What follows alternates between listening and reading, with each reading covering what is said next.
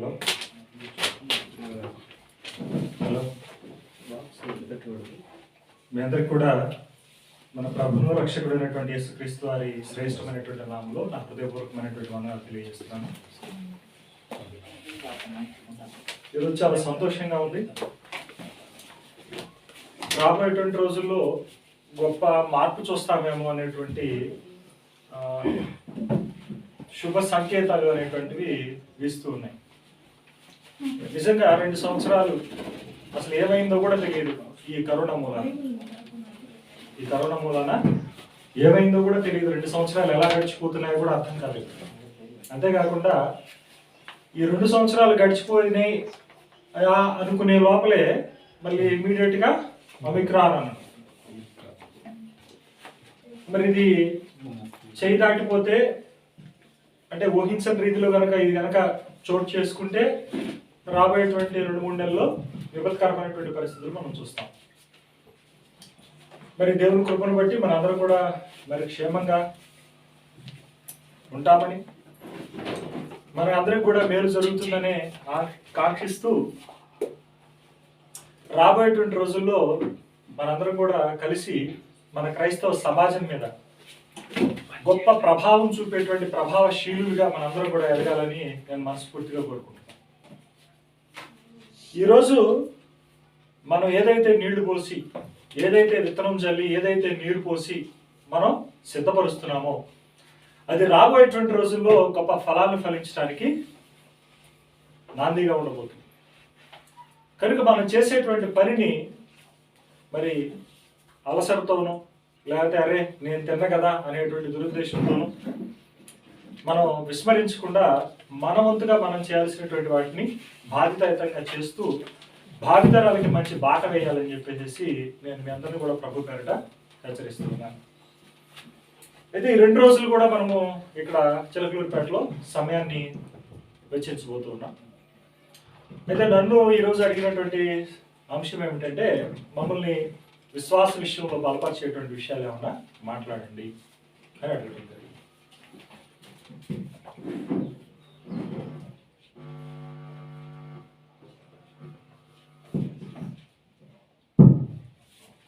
విశ్వాస విషయంలో మమ్మల్ని బలపరిచేటువంటి విషయాలు చెప్పాలి.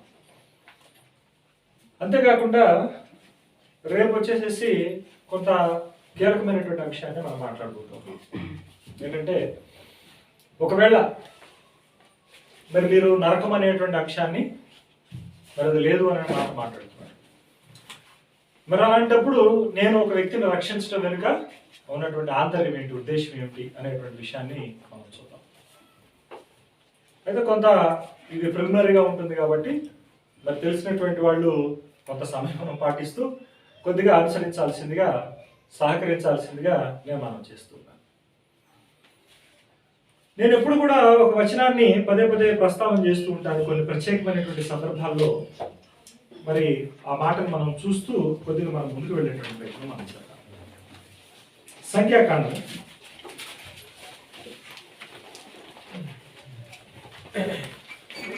23వ అధ్యాయం 10వ వాక్య భాగాన్ని మనం చూద్దాం. యాకోబు రేణువులను ఎవరు లెక్కించెదరు? ఇశ్రాయేలు 4వ పాలను ఎవరు లెక్క పెట్టగలరు? నీతిమంతుల మరణము వంటి మరణము నాకు లభించును గాక. ఏమంటాడంటే ఆ మాటని చాలా జాగ్రత్తగా అండర్లైన్ చేసుకోండి. నీతిమంతుల మరణము వంటి మరణము నాకు లభించును గాక. నా అంత్య దశ వారి అంతము వంటిదవును గాక అనేను అని అన్నాడు. ఆ మాటని మనం ధ్యానం చేద్దాం ఈరోజు. ఈ మాటను ధ్యానం చేస్తున్నాము అని అంటే అక్కడ ఉన్నటువంటి కాంటెక్స్ట్ మీద ఆధారపడలేదు, కానీ ఆ మాటలో ఉన్నటువంటి ఆంతర్యం ఏమిటి అనేటువంటి విషయాన్ని, దానికి దోహదపడేటువంటి విషయాల్ని మనం ధ్యానం చేద్దాం. ఓకేనా? అర్థమవుతుందా నేను చెప్పినటువంటి మాట? ఏమన్నాడు ఒకసారి మనం ఆ చివరి మాటను మళ్ళీ జ్ఞాపకం చేసుకుందాం. నీతిమంతుల మరణము వంటి మరణము నాకు లభించును గాక అని అన్నాడు. నా అంత్యదశ వారి అంతము వంటి దగును గాక అని అన్నాడు. ఇప్పుడు చెప్పండి ఏంటంట? నీతిమంతుల మరణము వంటి మరణము నాకు లభించును గాక అని అన్నాడు. ఏంటి నీతిమంతుల మరణము వంటి మరణం ఏంటి? మరి లోకస్తులందరూ కూడా చనిపోయేటువంటి దానికి భిన్నంగా ఏమైనా చనిపోతున్నారు వీళ్ళు? ఒకసారి జ్ఞాపకం చేసుకొని చూడండి.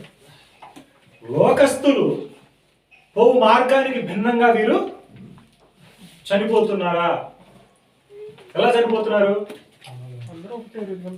ఇంకా మీరు లోతుగా కనుక చూస్తే తమ విశ్వాసాన్ని కాపాడుకున్నాము, లేదంటే విశ్వాసంలో సంపూర్ణంగా పరిపక్వంగా మేము జీవించాము అని చెప్పుకునేటువంటి వాళ్ళు మరిన్ని శోధనలు, మరిన్ని శ్రమలు ఒక మెట్టు అధికంగా అనుభవించినట్టుగా మనం చూడటమే కాకుండా హతసాక్షులుగా కూడా చనిపోయినటువంటి దాఖలని మనము చూస్తాం. అవునా కదా?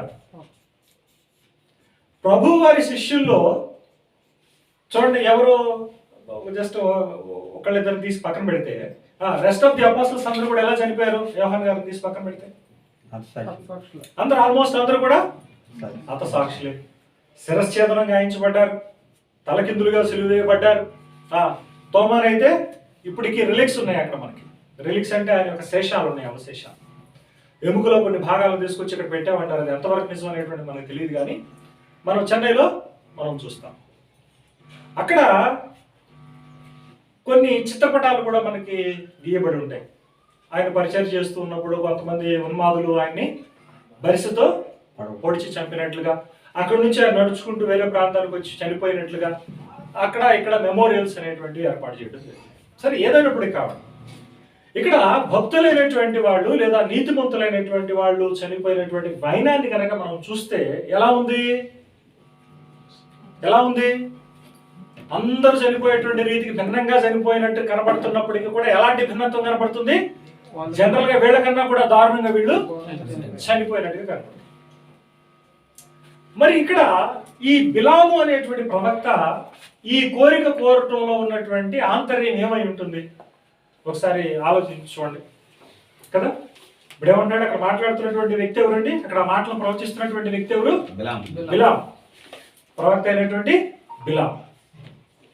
ఈ బిలాము నీతిమంతుల మరణము వంటి మరణము నాకు కావాలి అని ఆశపడుతూ ఉన్నాడు. అయితే మనం కొన్ని మాటలు మనం చూద్దామండి. 116వ కీర్తన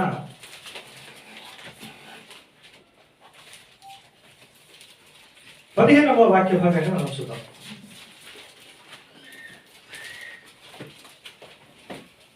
యెహోవా భక్తుల మరణము ఆయన దృష్టికి విలువగలది అని అంటున్నాడు. యెహోవా భక్తుల మరణం ఆయన దృష్టికి ఎట్లాంటిదంట? విలువగలది అని అంటున్నాడు. ఇక్కడ భక్తులు అనేటువంటి మాటను కనుక if you see the different translations కనుక చూస్తే అక్కడ రైటిష్నెస్ అనేటువంటి మాట వాడతాడు, నీతిమంతులు అనేటువంటి మాట వాడతాడు. అయితే ఒక చిన్న విషయాన్ని మీ ముందు స్పష్టం చేస్తాను. మనకి 3 విషయాలు ప్రత్యామ్నాయంగా ఐడెంటిఫై చేయడానికి బైబిల్ గ్రంథంలో వాడబడినట్టుగా కనబడుతుంది. నీతిమంతుడన్నా, విశ్వాసన్నా, భక్తుడన్నా ఒకటే. ఎవరండి? ఎవరెవరు ఏ పదాలు ప్రత్యామ్నాయంగా వాడబడ్డాయి? నీతిమంతుడు రైటిష్నెస్ అన్నా, విశ్వాసి అన్నా, ఫెయిత్ఫుల్ అన్నా, డివోటీ భక్తుడన్నా కూడా ఒకటే.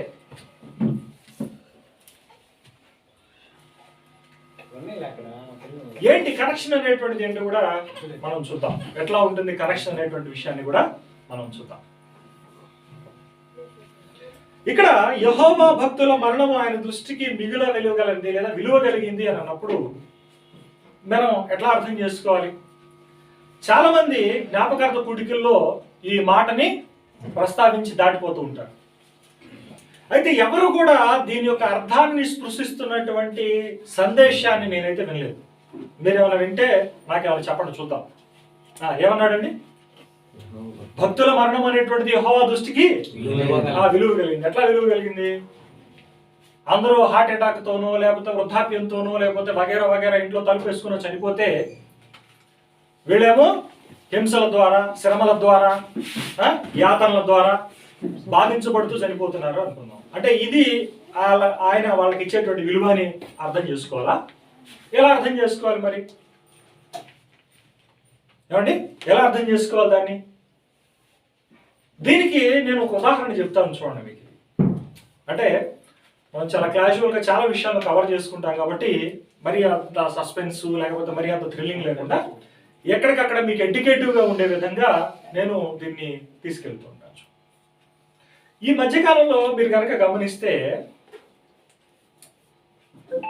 తమిళనాడులో మేబీ ఊటీకి దగ్గర ప్రాంతం అనుకుంటా, ఆ దగ్గర ప్రాంతంలో ఇండియన్ ఆర్మీకి సంబంధించినటువంటి చాపర్ కూలిపోయింది. దాంట్లో దాదాపు 19 మంది ప్రముఖులు చనిపోయారు. డిఫెన్స్ చీఫ్ కూడా రావత్, ఆయన కూడా ఏంటంటే దాంట్లో దుర్మరణం పాల్గొన్నారు. భార్య భర్తలు ఇరువురు కూడా ఉన్నారు. అంతేకాకుండా డిఫెన్స్ చీఫ్ ట్రావెల్ చేస్తున్నటువంటి ఫ్లైట్ లో అల్లాటప్పగా ఉండదు కదా, ఆర్మీలో ఇతర కీలకమైనటువంటి వ్యక్తులు కూడా ఆయా శాఖలకు సంబంధించినటువంటి వాళ్ళు, ఆ విభాగాలకు సంబంధించినటువంటి వాళ్ళు ఆయన వెంటనే ఉన్నారు. అయితే ఆయన చనిపోయాడు. అట్లాగే మీరు మనం లాక్డౌన్ టైం పీరియడ్లో ఉన్నప్పుడు కూడా మీరు చాలా జాగ్రత్తగా గమనిస్తే ప్యాంగాంగ్ లేక్ దగ్గర, అంటే ఏంటి, ఇండో చైనా బోర్డర్ దగ్గర వాళ్ళకి చైనా వాళ్ళకి ఘర్షణ జరిగినప్పుడు హైదరాబాద్కి సంబంధించినటువంటి ఒక వ్యక్తి సంతోష్ కల్లబాబు అనేటువంటి వ్యక్తి ఏమైందంటే అక్కడ చనిపోవడం జరిగింది. ఆ చీకటి ప్రాంతం అవన్నీ కూడా వ్యాలీస్, అన్ని కూడా ఏమంటారు లోయ ప్రాంతం, అదంతా కూడా. సో అలాంటి ప్రాంతంలో, అలాంటి ప్రదేశంలో ఏమైందంటే ఈ రాత్రి వాళ్ళకి జరిగినటువంటి ఘర్షణలో ప్రమాదవశాస్తు ఆయన కాలు జారి కింద పడి లోయలో పడి చనిపోయాడు. ఆయన కల్నల్ స్థాయి వ్యక్తి. కల్నల్ స్థాయి వ్యక్తి అంటే మనకి ఐఏఎస్, ఐపీఎస్ అనేటువంటివి మనకి పబ్లిక్ సర్వీస్లో ఏ విధంగా ఉంటాయో అంత కీలకమైనటువంటి ఉన్నతమైనటువంటి పదవులు, అలాంటి పదవులు ఆర్మీలో ఉండేటువంటి పోస్టులు. వీళ్ళే ఆ ఉన్నతమైనటువంటి స్థాయికి వెళ్తారన్నమాట. అంటే ఇప్పుడు రావత్ గురించి చెప్పుకున్నాం కదా, హెలికాప్టర్ చాపర్లో చనిపోయినటువంటి ఆ స్థాయి ఉన్నతమైనటువంటి పదవుల్లో వెళ్తారు. అయితే ఇప్పుడు చూడండి, మీరు చాలా జాగ్రత్తగా గమనిస్తే వాడు చనిపోయినప్పుడు ఏం జరిగింది అక్కడ? తెల్లారి పొద్దున్నే హుటాహుటిన ఆర్మీ వెళ్ళి లోయలో పడినటువంటి ఆయన భౌతిక గాయాన్ని బయటికి తీసి అక్కడ ఏమేమి జరగాలో మెడికల్గా ఆ మెడికల్ ప్రొసీజర్ని సంపూర్తి చేయడానికి అక్కడ నుంచి ప్రత్యేకమైనటువంటి హెలికాప్టర్లో ఆయన్ని ఢిల్లీకి తరలించారు. హెడ్ క్వార్టర్స్ నుంచి ఏం చేశారంటే ప్రత్యేకమైనటువంటి విమానంలో ఆయన యొక్క భౌతిక గాయాన్ని ఎక్కడ తీసుకొచ్చారు? హైదరాబాద్ తీసుకొచ్చారు. హైదరాబాద్ తీసుకొచ్చిన తర్వాత ప్రత్యేకమైనటువంటి వాహనంలో పూల ద్వారా అలంకరించబడి ఆర్మీ క్యాన్వాయ్తో ఆయన యొక్క దేహాన్ని తన యొక్క స్వస్థలాన్ని తీసుకొచ్చారు. వచ్చేటప్పుడు దారికి ఇరువైపులా కూడా ఏం కనపడుతుంది? జనాలు బారులు తీరి ఏం చేస్తున్నారంటే ఘనమైనటువంటి నివాళిని ఇస్తూ ఉన్నారు.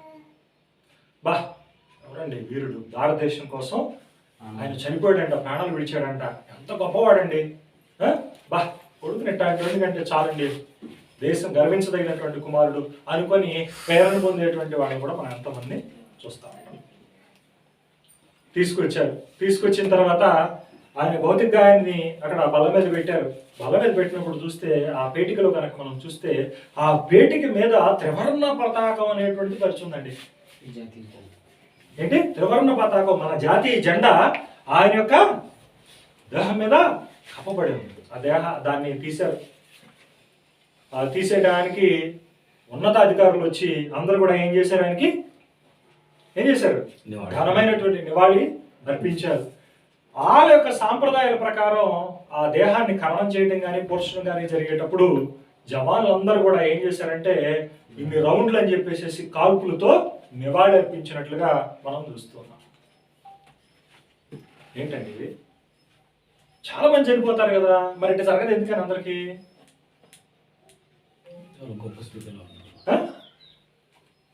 మొన్న నేను ఒక సోషల్ మీడియాలో ఒక పోస్ట్ చూశాను. నా స్నేహితుడు ఒక పోస్ట్ పెట్టాడు. ఏంటంటే కరెంటు స్తంభాల మీద ఎమర్జెన్సీ సర్వీస్, ఎలక్ట్రిసిటీ అనేటువంటిది కూడా ఏంటది ఎమర్జెన్సీ సర్వీస్. వాళ్ళ జీతాలు తెలుసా మీకు ఎంత ఉంటాయో? లైన్ మ్యాన్ కూడా ₹1,00,000 డ్రా చేస్తాడు. లైన్ మ్యాన్ ₹1,00,000 డ్రా చేస్తాడు. మనకి కనీసం మనం ₹100 చేతిలో పెట్టినందుకు పోలు కూడా ఎక్కడ మళ్ళీ వాడి చేతులు ఎంత వస్తాయి? ఈ ₹1,00,000 చేతులు తీసుకున్నాడు పోలు ఎక్కడ కూడా మర్చిపోయాడు. అందుకని ఏం చేస్తారంటే ప్రైవేట్గా ITI చేసి కరెంట్ పని నేర్చుకున్నటువంటి వాళ్ళని తీసుకొచ్చి ఏం చెబుతున్నారు, అరే నువ్వు ఎక్కరా బాబు, నువ్వు వాళ్ళ దగ్గర డబ్బులు తీసుకో, నీకు ఎంతో కొంత 10,000 ఇస్తాను నెలకి, ఎప్పుడో ఒకసారి నీకు పర్మనెంట్ అయింది కానీరా అని కదా. సో మేము చాలా సార్లు ఏం చూస్తామంటే ఈ లైన్ మ్యాన్లు పైన పని చేస్తా ఉన్నప్పుడు ప్రమాదం శాస్త్రం అక్కడ బ్రేక్ ఆఫ్ చేయకపోవడం వలన ఏమవుతున్నారు, కరెంట్ పవర్ రిలీజ్ అవ్వడం వలన ఒక్కసారి తీగల మీద కుప్పకూడిపోయి అక్కడే కాకుల్లాగా చచ్చిపోయినటువంటి దాఖలు చూస్తున్నాం. మరి గుట్టు చప్పుడు కాకుండా దించేసి, గుట్టు చప్పుడు కాకుండా పోస్ట్ మార్టం చేసి, గుట్టు చప్పుడు కాకుండా పేపర్లో రాకుండానో లేదంటే వచ్చినా కానీ ఏదో ప్రమాద శాస్త్రం జరిగిందని చెప్పేసి పారేస్తున్నారే. ఇంత ఘనమైనటువంటి నివాళి రావట్లేదు ఎందుకని అంటే ఆ వ్యవస్థ, ఇండియన్ ఆర్మీ అనేటువంటి వ్యవస్థ ఏదైతే ఉందో ఆ వ్యవస్థ దేశం కోసం పనిచేస్తుంది. ఆ దేశం కోసం పనిచేస్తున్నటువంటి వాళ్ళు ప్రాణాలు ఇవ్వటం అనేటువంటి దాన్ని వాళ్ళు అంటే ఆ త్యాగం చేయటం అనేటువంటి దాన్ని ఉన్నతమైనటువంటిదిగా వాళ్ళు భావించి ఉన్నతమైనటువంటి దర్జా ఇస్తూ ఒక రకమైనటువంటి సిస్టాన్ని వాళ్ళు డెవలప్ చేస్తున్నారు. కానీ వాస్తవానికి ఇద్దరు చనిపోయినటువంటిది కూడా దేశం కోసమే, ఆడు కూడా దేశ ప్రజల కోసమే సర్వీస్ చేస్తున్నాడు. బట్ ఇక్కడ ఏంటంటే ఆర్మీ ఏం చేస్తుందంటే అతడి యొక్క మరణాన్ని ఎలా ఎంచుతుంది, ఘనంగా ఎంచుతుంది. అట్లాగే ఈ సైడ్ ఆఫ్ ది స్టోరీ, ఈ లోకంలో ఉన్నటువంటి రీతిలో కనుక మనం గమనిస్తే, ఈ లోక రీతిలో కనుక మనం గమనిస్తే మన యొక్క మరణం అనేటువంటిది ఇక్కడ చూసేటువంటి వాళ్ళకి వేడుకగాను, అర్రే పెద విరిచేదిగా జుగుత్సాకరంగాను అనిపించవచ్చు. కానీ ఇక్కడ నువ్వు నీ విశ్వాసాన్ని కాపాడుకొని నీతిమంతునిగా జీవించినటువంటి ఆ జీవిత విధానం ఉన్నది చూసావు, ఇది పరలోకములో నీకు ఘనస్వాగతానికి అది నాంది. చాలా జాగ్రత్తగా గమనించండి. లూకాసు సువార్త ఉపమానమే అది. ఉపమానంలో మనకు ఒక చిన్న హింట్ కనపడతా ఉంటుంది. చూద్దాం, చూడండి. లూకాసు సువార్త 16వ అధ్యాయం 22వ వచనాన్ని మనం చూద్దాం. ఆ దరిద్రుడు చనిపోయి దేవదూతల చేత అబ్రహాము రొమ్మున ఆనుకొనుటకు కొనిపోబడాడు. ఇక్కడ ఏమన్నాడండి, ఇక్కడ లాజరు అనేటువంటి దరిద్రుడు ఉన్నాడు, ధనవంతుడైనటువంటి వాడు ఉన్నాడు. అయితే ధనవంతుడు బల్ల మీద నుంచి కింద పడినటువంటి క్రమ్స్, రొట్టె తునకలను తినేటువంటి ఈ దరిద్రుడైనటువంటి లాజరు, ఇరువురు కూడా చనిపోయారు. చనిపోయిన తర్వాత ఏం జరిగింది అని అంటే ఏమని రాశాడు అక్కడ 22వ వచనంలో, ఆ దరిద్రుడు చనిపోయి దేవదూతల చేత అబ్రహాము రొమ్మున ఆనుకొనుటకు కొనిపోబడెను. ధనవంతుడు కూడా చనిపోయి పాతి పెట్టబడెను. అంతేగాని దేవదూతల చేత కొనిపోబడెను అని రాయాలి అక్కడ. ఎవరికి రాశాడు? దరిద్రుడైనటువంటి లాజరుకి రాశాడు. ఏమని రాశాడు? దేవదూతల చేత అతడు కొనిపోబడెను అని రాశాడు. అంటే టు అండర్స్టాండ్ ఇట్ సింప్లీ, మీకు అర్థం కావడం కోసం నేను చెప్పేటువంటి మాట ఏంటంటే, భక్తులైనటువంటి వారు చనిపోయినప్పుడు, నీతిమంతులైనటువంటి వారు చనిపోయినప్పుడు, విశ్వాసాన్ని కాపాడుకొని మనం తనువు చాలించినప్పుడు, అవతలి లోకంలో అంటే another side of the world ఏమవుతుందండి? ఆ లోకంలోనికి నీకేమొస్తుంది? ఘన స్వాగతము అనేటువంటిది లభిస్తుంది. ఆ ఘన స్వాగతం అనేటువంటిది ఏ విధంగా ఆ సంతోష్ బాబు అక్కడ చనిపోయినప్పుడు ఆర్మీ తన పర్సనల్స్ని పంపించి అతని యొక్క దేహాన్ని వెలికితీసి ప్రత్యేకమైనటువంటి విమానంలో తరలించి ఏ విధంగా ఆయనకు అంత్యక్రియలు చేశారో ఆ విధంగా ఇక్కడ ఏం జరుగుతుందండి? ఘన స్వాగతం అనేటువంటిది another side of the world లోకి నీకు రాదు.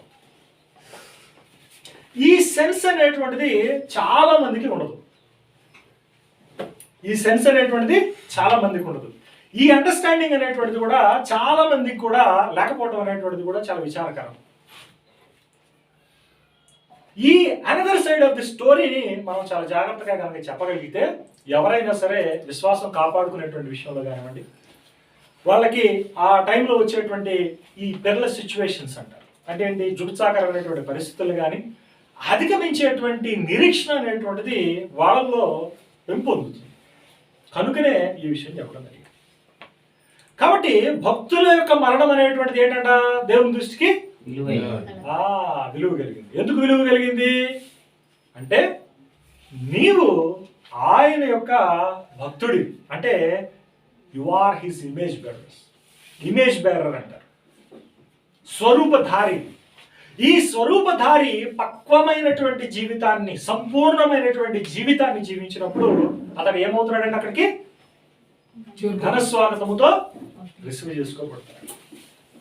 దానికి దేవుడు ఏమేం కావాలో అన్ని రకాలైనటువంటి ఏర్పాటు చేస్తాడు. ఏంటంటే ఏమన్నా ఏమాట అన్నాను, అన్ని రకాలైన ఏర్పాట్లు చేస్తాడు. ఇప్పుడు మీరు ఈ ప్రయాణంలో స్టార్ట్ అయ్యారండి, మీకు ఇబ్బందులు వస్తాయి, మీకు కష్టాలు వస్తాయి, మీకు శ్రమలు వస్తాయి, రకరకాలైనటువంటి ప్రాబ్లమ్స్ వస్తాయి. ఎన్ని ప్రాబ్లమ్స్ వచ్చినా కూడా ఏం చేస్తాడు ఆయన, ఒక్కసారిగా గనక ఆయన మందలో గనక నువ్వు గణించబడితే, ఒక్కసారి గనక నీ మైండ్ గనక రెన్యూ అయితే, నీ మనస్సు గనక రూపాంతరం చెందితే, పరివర్తన చెందితే, నువ్వు కొత్తగా జన్మిస్తే ఇక అక్కడి నుంచి ఆయన చూసుకుంటాడు. ఎలా చూసుకుంటాడు, ప్రతి విషయంలో కూడా ఆయన తన చేయినిచ్చి నీకు నిన్ను ఏం చేస్తాడు, ఆయన బలోపేతం చేస్తాడు. నేను ఒక మాట మనం చూద్దాం. చూడండి,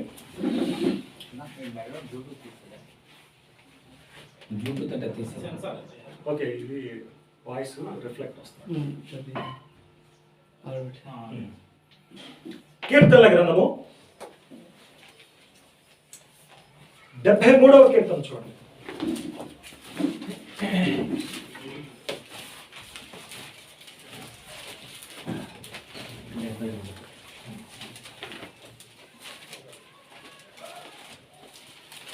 ఇరవై 24వ వాక్య భాగాన్ని చూడండి, చాలా జాగ్రత్తగా. నీ ఆలోచన చేత నన్ను నడిపించదు, నీ ఆలోచన చేత నన్ను నడిపించదు. తర్వాత మహిమలో నీవు నన్ను చేర్చుకుందు. తర్వాత ఏం చేస్తాడంటే ఆయన, నీ మహిమలో నన్ను చేర్చుకుందువు అని అంటున్నాడు. ఏం చేస్తారంట, ఏం చేస్తారు, ఫస్ట్ ఏంటి, నీ ఆలోచన చేత నన్ను నడిపించదు. ఆయన యొక్క ఆలోచనే ఆయన యొక్క మాట, ఆయన యొక్క మాటే ఆయన యొక్క వాక్యం. ఏమైనా సందేహం ఉందా? ఆయన ఆలోచనే ఆయన మాట, ఆయన మాటే ఆయన యొక్క వాక్యం, అంటే ఈ యొక్క వాక్యం. ఈ వాక్యము చేత ఆయన ఆలోచన చొప్పున ఏం చేస్తాడు, నిన్ను నడిపిస్తాడు. ఎందుకు? You are born again into the God's family. నువ్వు దేవుని కుటుంబంలోనికి చేర్చబడ్డావు. ఇక కుటుంబంలోనికి చేర్చబడ్డ తర్వాత, లేదా కుటుంబ సభ్యుడైన తర్వాత ఇక నుంచి ఏం చేస్తాడు ఆయన? He will take care. ఇప్పుడు భౌతిక సంబంధంగా మనందరం కూడా ఇక్కడ కూడుకొని మనం ఇక్కడ వాక్యాన్ని ధ్యానించడం, ఆరాధన చేయడం, ఇట్లాంటివి చేస్తాం. ఒక కొత్తగా వ్యక్తి వచ్చాడు, మన సంఘంలో సభ్యుడిగా అయ్యాడు, మన సహవాసంలో సభ్యుడు అయ్యాడు. మనం ఏం చేస్తాము, అతను ఏమైనా అవసరతలో ఉందన్నప్పుడు, ఆయన ఇంట్లో ఏమైనా ఫంక్షన్ జరుగుతుంది అన్నప్పుడు మనందరం కూడా ఏం చేస్తాం, కలిసికట్టుగా వెళతాం. అవసరమైతే ఏదైనా సహాయం చేస్తాం, అవసరమైతే పాల్గొంటాం. ఈ విధంగా మనం పాల్గొంటాం. ఇది సంఘములో జరుగుతున్నటువంటి విషయం. అయితే కుటుంబంలో పరిస్థితి అయితే చెప్పండి ఎలా ఉంటుందో. ఇప్పుడు మీ అందరికి కూడా భార్య, పిల్లలు అనేటువంటి వాళ్ళు ఉన్నారు, మీ అందరికి కూడా ఉన్నారు. అదే మీ బిడ్డలకు బాగాలేదు అని అన్నప్పుడు మీరు ఏ విధంగా స్పందిస్తారు?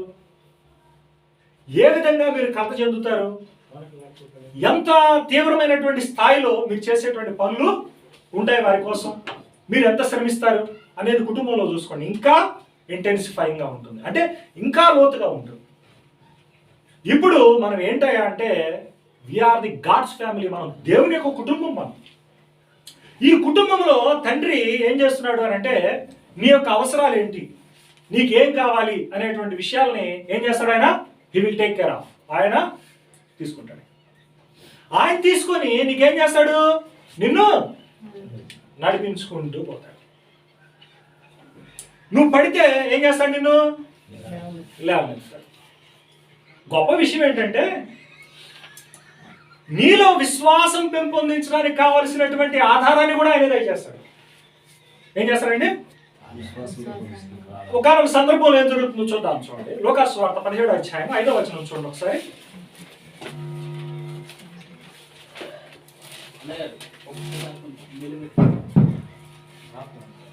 అపోస్తులు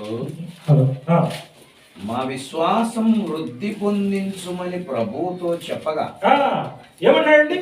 విశ్వాసాన్ని వృద్ధి మా విశ్వాసాన్ని వృద్ధి పొందించండి, పెంచండి, ఇంక్రీజ్ అవర్ ఫెయిత్ అని అడిగారు ఆయన. ఏమన్నాడండి? ఇంక్రీజ్ అవర్ ఫెయిత్, మా విశ్వాసాన్ని పెంపొందించు అని ఆయన అడిగారు. కాబట్టి విశ్వాసాన్ని పెంపొందించేటువంటి మాటలు చెప్పుకోవడం, లేదంటే విశ్వాస సంబంధమైనటువంటి విషయాలు మాకు బోధించండి అని అడగటంలో మీ తప్పేం లేదు. శిష్యులే అడిగారు ప్రభు అని. అయితే విచిత్రం ఏంటంటే మనం మాట్లాడుకునేటువంటి విషయాలు, మనం చర్చించేటువంటి విషయాలు విశ్వాసాన్ని పెంపొందించుకునేయే అనేటువంటి సంగతి మనకు తెలియట్లేదు. ఆ సంగతులు మనకు తెలియట్లేదు.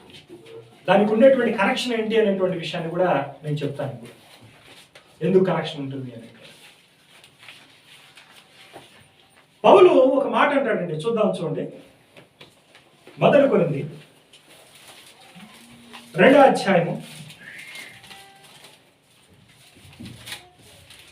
5వ వాక్య భాగాన్ని మనం చూద్దాం. మీ విశ్వాసము మనుషుల జ్ఞానమును ఆధారము చేసుకొనక. చాలా జాగ్రత్తగా గమనించాలి మీరు, చాలా జాగ్రత్తగా గమనించాలి. తీసారండి, అందరూ తీసారా? 2వ అధ్యాయం 5వ వచనం. మీ విశ్వాసము మనుష్యుల జ్ఞానమును ఆధారము చేసుకొనక దేవుని శక్తిని ఆధారము చేసుకుని ఉండవలెనని నేను మాటలాడినను సువార్త ప్రకటించినను జ్ఞానయుక్తమైనటువంటి తీయని మాటలను వినియోగింపక పరిశుద్ధాత్మయు దేవుని శక్తియు కనపరచు దృష్టాంతములనే వినియోగించితిని అని అన్నాడు. ఎందుకని? ఆయన చెప్పొచ్చుగా. నన్ను కూడా చాలా మంది అన్నారు, ఒకసారి బ్రదర్స్ గారు అర్థం కాకుండా మాట్లాడతాడండి, పలానా ఎక్స్ ఉన్నాడు, ఆయన చెబుతుంటే చెవుల్లో అమృతం పోసినట్టుగా ఉంటుందండి అన్న. ఎట్లుంటుందంట? అమృతం పోసినట్టుగా ఉండదు, ఇలా ఉంటుంది అన్న. సరే, ఇంతకీ ఏమైనా దా కూర్చో చెప్పాను. విన్నానండి, బాగా చెప్పాడు ఆయన, చాలా బాగుంది. అదే ఏం చెప్పాడు అన్న? బాగుండమని చెప్పాడు. ఇదేనా చెప్పిందా? ఇట్లా ఉండండి నేను చెప్పాడు అన్నాను. మరి మనం ఏం చెబుతున్నాము? అది ఎందుకు బాగుంది, అంత రుచిగా ఎందుకు ఉంది అంటే ఏముంటాయి దాంట్లో? ఫస్ట్ ఫేజ్లో చెబుతున్నాడు చూడండి. ఆయన ఏమన్నాడు? మనుషుల జ్ఞానమునకు ఆధారము చేసుకో, తీయని మాటలను వినియోగించక. జ్ఞానయుక్తమైనటువంటి తీయలు, ఫిలసాఫికల్ వర్డింగ్ ఎంబెడెడ్ చేస్తారు. చేసి కొంత కొంత ఇచ్చగా లాగి, కొంత సైన్స్ అని లాగుతారు, కొంత మ్యాథ్స్ అని లాగుతారు, కొంత ఎక్స్ అని లాగుతారు, కొంత వై అని లాగుతారు.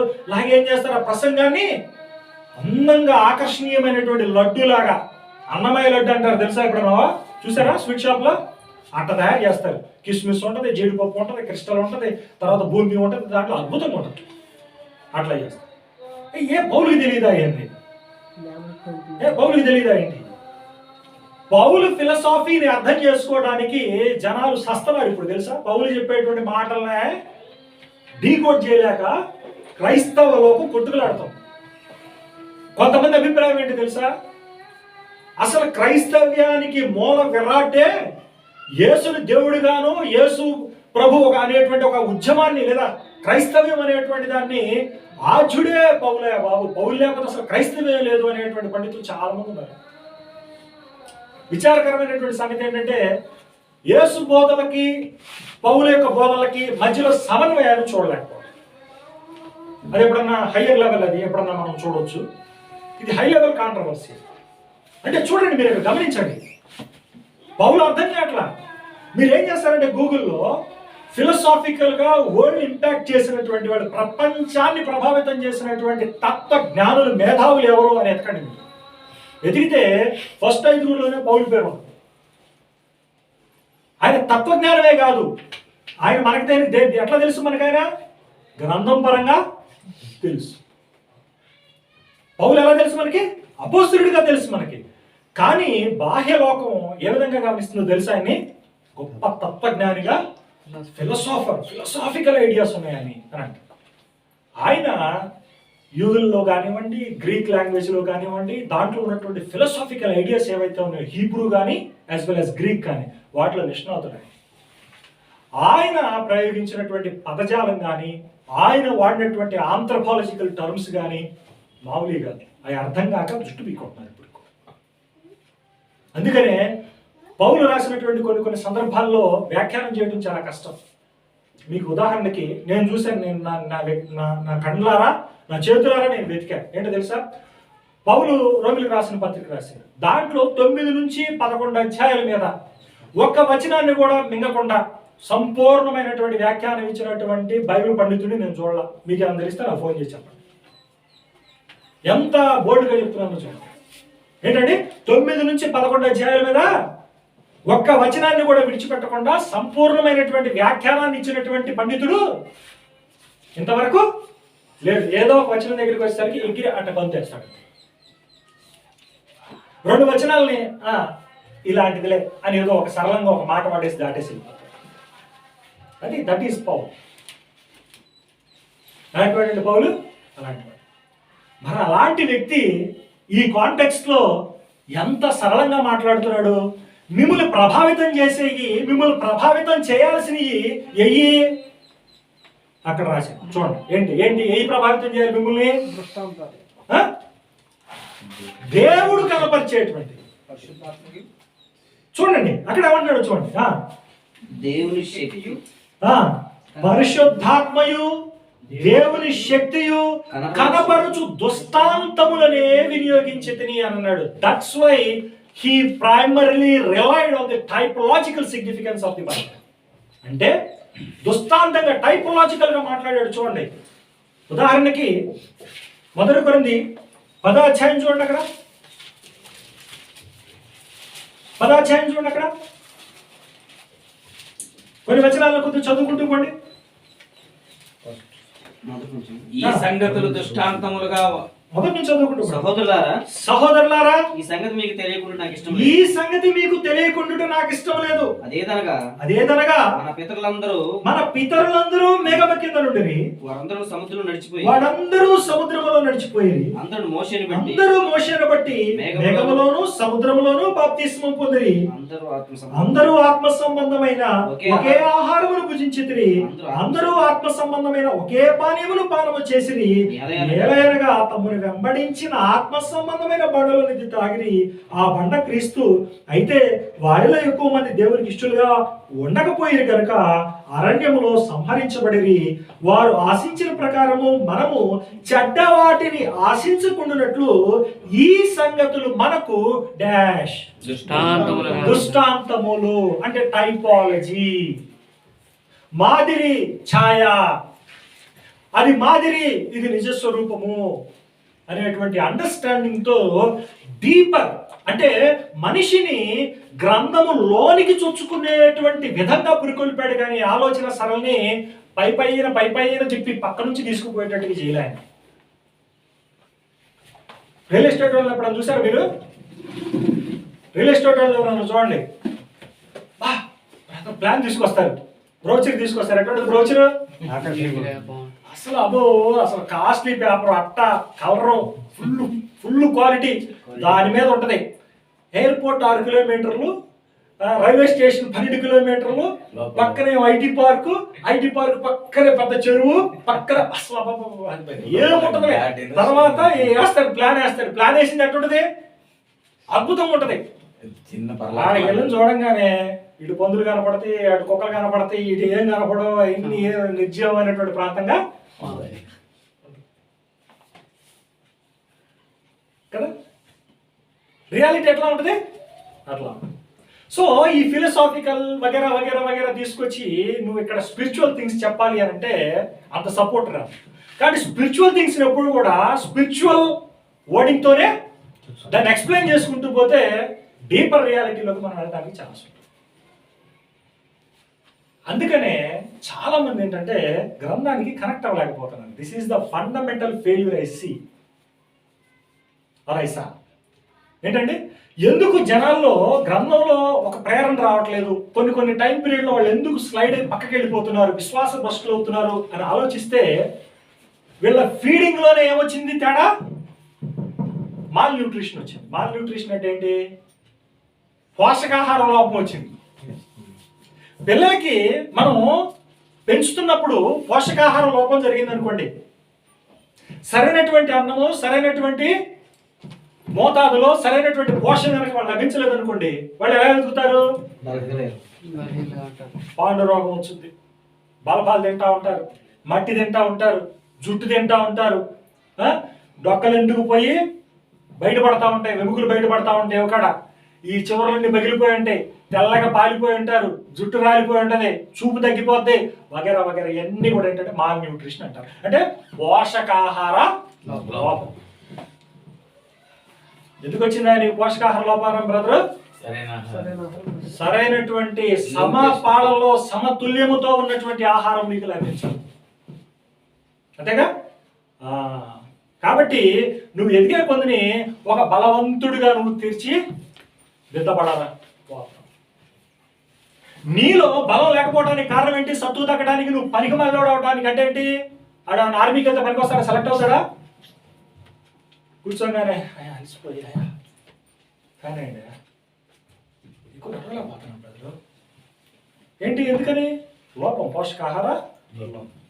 అందుకని మీరు కనుక ఎక్కడన్నా పోలీసుల్లోకి వెళ్ళాలి, ఆర్మీలోకి వెళ్ళాలి అని కనుక కొన్ని ట్రైనింగ్ సెంటర్స్ ఉంటాయి. అక్కడికి వెళ్తే మీకు ఏం చేస్తారు తెలుసా? ఫస్ట్ ఫీడింగ్ ఏంటి? పోషకాహారాన్ని మీకు కలిగించారు. డైలీ పొద్దున్నే 2 అరటిపళ్ళు, ఒక 8 బాదం పప్పులు, ఈ శనగలు మొలకలు ఉంటాయి చూసారా, మొలకలు స్ప్రౌట్స్ అంటారండి. ఈ స్ప్రౌట్స్ని తర్వాత పాలు ఇవి ఇస్తారు. తర్వాత మీకు శరీర దారుఢ్యం కోసం ఏం చేస్తారు? చక్కని వ్యాయామాన్ని కూడా మీకు చేయిస్తారు. వ్యాయామంలో ఉన్నటువంటి కిటికీ అంటే తెలుసా? మీరు ఏ పని అయితే చేస్తూ ఉంటారో ఆ పని ఏమవుతుందంటే, ఇప్పుడు నేను సపోజ్ డంబెల్ తీసుకొని ఇట్లా కొడుతున్నానండి. ఇట్లా డంబెల్ తీసుకొని కొడుతూ ఉన్నప్పుడు, అంటే బరువును తీసుకొని ఇట్లా కొడుతూ ఉన్నప్పుడు దీని ప్రెషర్ పాయింట్స్ ఉంటాయిగా. అంటే ఎక్కడ ఒత్తిడి పడుతుంది, ఎక్కడ శక్తి వాడబడుతుంది అనేటువంటి పాయింట్స్ ఉంటాయి కదా. ఆ పాయింట్స్లో టిష్యూ ఏమవుతుంది అంటే డ్యామేజ్ అవుతుంది. అంటే ఆ ప్రాంతంలో ఉన్నటువంటి కణాలు ఏమవుతాయి? దెబ్బతింటాయి. వాటి మీద ఒత్తిడి ఎక్కువ పడుతుంది, ప్రెషర్ ఎక్కువ పడుతుంది. ప్రెషర్ పడంగానే ఏమవుతుంది? దెబ్బతింటి.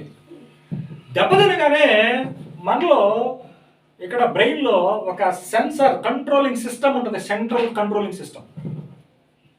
దాన్ని ఏమంటారంటే హైపోథాలమస్ రీజన్ అంటారు. హైపోథాలమస్ వాడు ఏం చేస్తారంటే గ్రోత్ హార్మోన్కి సిగ్నల్ ఇస్తాడు. ఏంటి? Growth hormone. గ్రోత్ హార్మోన్కి సిగ్నల్ ఇచ్చి ఏమంటాడు తెలుసా? ఓ అక్కడ చూడు, మనవాడు ఏదో కొద్దిగా వీక్గా ఉన్నాడు చూడు, ఓ అంట. అనగానే గ్రోత్ హార్మోన్ వచ్చి అక్కడ పనిచేయడం మొదలుపెట్టు. అక్కడ పనిచేసేటప్పుడు ఏం చేస్తారంటే ఆ టిష్యూ డ్యామేజ్ అయింది కనుక దాన్ని పటిష్టం చేయడానికి ఉన్నటువంటి ఎనర్జీ మొత్తాన్ని కూడా అక్కడ కాన్సన్ట్రేట్ చేసి అది బిల్డప్ అవడానికి సహాయపడుతుంది. అందుకే జిమ్ముకి వెళ్ళేవాడికి కండలు ఎట్టుంటాయి, మనకేమో డొక్కలు ఎట్టుంటాయి. ఎందుకు? ఏమి డ్యామేజ్ కాల, ఏం కాల. డ్యామేజ్ ఎక్కడైందో అక్కడికి వెళ్తుంది, మళ్ళీ రేపు డ్యామేజ్ చేస్తున్నాడు, మళ్ళీ అక్కడికి వెళ్తుంది, మళ్ళీ ఎటు కొడుతున్నాడు, మళ్ళీ ఇటు అవుతుంది. అట్లాగా బాడీ అనేటువంటిది ఏమవుతుంది? చోదింగ్ అవుతుంది. అట్లా ఉంటుంది మన బాడీ, హ్యూమన్ సిస్టమ్. కాబట్టి ఏదైనప్పుడు కూడా అక్కడ గుర్తుపెట్టుకోవాల్సిన విషయం ఏంటి? ఇలా చెప్పుకుంటూ పోతే చాలా సైన్స్ విషయాలు, చాలా విషయాల్లోకి వెళ్ళిపోతాం. పోషకాహార లోపం అనేటువంటిది ఉండకూడదు. నువ్వు ఎంతగా కసరత్తు చేస్తూ ఉంటావో, ఎంతగా ధ్యానిస్తూ ఉంటావో వాక్యాన్ని, నీకు అంతగా మేలు జరుగుతుంది. That is what I mean to say. నేను చెప్పాలనుకున్నటువంటి మాట. మనం ధ్యానం చేయకుండా అయిపోయింది అనేటువంటి నిర్లక్ష్యం కనుక మనం చూపిస్తే ఏమవుతుంది? డొక్కలు పెరుగుతాయి, కండలు పెరగవు. అర్థమవుతుందా? పాయింట్ అర్థమవుతుందా? కాబట్టి మనం ఎదుగుతున్నటువంటి విషయాల్లో మనం క్రైస్తవులుగా వచ్చినప్పటి నుంచి మనకు సరైనటువంటి ఫీడ్ రాకపోవడం వలన, సరైనటువంటి పోషణ, సరైనటువంటి వాక్యం, సరైనటువంటి సదవగాహన మనలో పెంపొందించకపోవడం వలన మనం ఏంటంటే మధ్యలో నుంచి వచ్చినటువంటి వాళ్ళం. ఏంద్రా బాబు నువ్వు ఎట్టొచ్చాడో లోపలికి అన్నావు అనుకో, భలే నిప్పులు పుట్టేయా, ఆడికి వెళ్ళంగానే అయ్యగారు ఆయిల్ ఇచ్చాడు అంటాడు. ఇంకోటి నేను ఏంద్రా అని అడిగాము అనుకో, అయ్యా రాత్రి కల్లో బా అంటాడు. తెల్లారి పొద్దున కలట మర్చిపోతాడు, దేవుని సాంగత్యాన్ని కూడా వాళ్ళు అటాక్ మర్చిపోతాడు. నమ్మకం గట్టిగా ఉన్నటువంటి వాళ్ళ గురించి నేనే మాట్లాడతాను. కానీ సరైనటువంటి పోషణ అనేటువంటిది, సరైనటువంటి ఆధారం అనేటువంటిది లభించలేదు కనుకనే వాళ్ళు ఏమయ్యారు? పడిపోతున్నారు, తొలగిపోతున్నారు. కనుక ఈ విషయాన్ని గమనించారు. కాబట్టి పౌలు ఏం చేశాడు తెలుసా? ఎక్కువ శాతాన్ని రూటెడ్ డాక్టర్లోకి తీసుకెళ్ళాడు. అంటే ఏంటి? ఒకసారి ఏం చేశాడు పౌలు? ఏం చేశాడు? ఆయన చేసినటువంటి పని ఏంటి? ఆయన ఓల్డ్ టెస్ట్మెంట్ ని తన ప్రజెంట్ టైంతో కనెక్ట్ చేసి వాళ్ళ బయట ఫిలాసాఫికల్ ఐడియాస్తో వాటితో వీటితో ఎంటర్టైన్ చేయలేదు. తీయని మాటలేం చెప్పలా. ఏం చెప్పాడు? టైపోలాజికల్ సిగ్నిఫికెన్స్ ని అక్కడ చెప్పలేదు. పౌలు చాలా అద్భుతమైనటువంటి మాట అక్కడ అన్నాడు. ఇంకొకసారి చదువుకుని కొద్దిగా ముందుకు వెళ్ళిపోతాడు.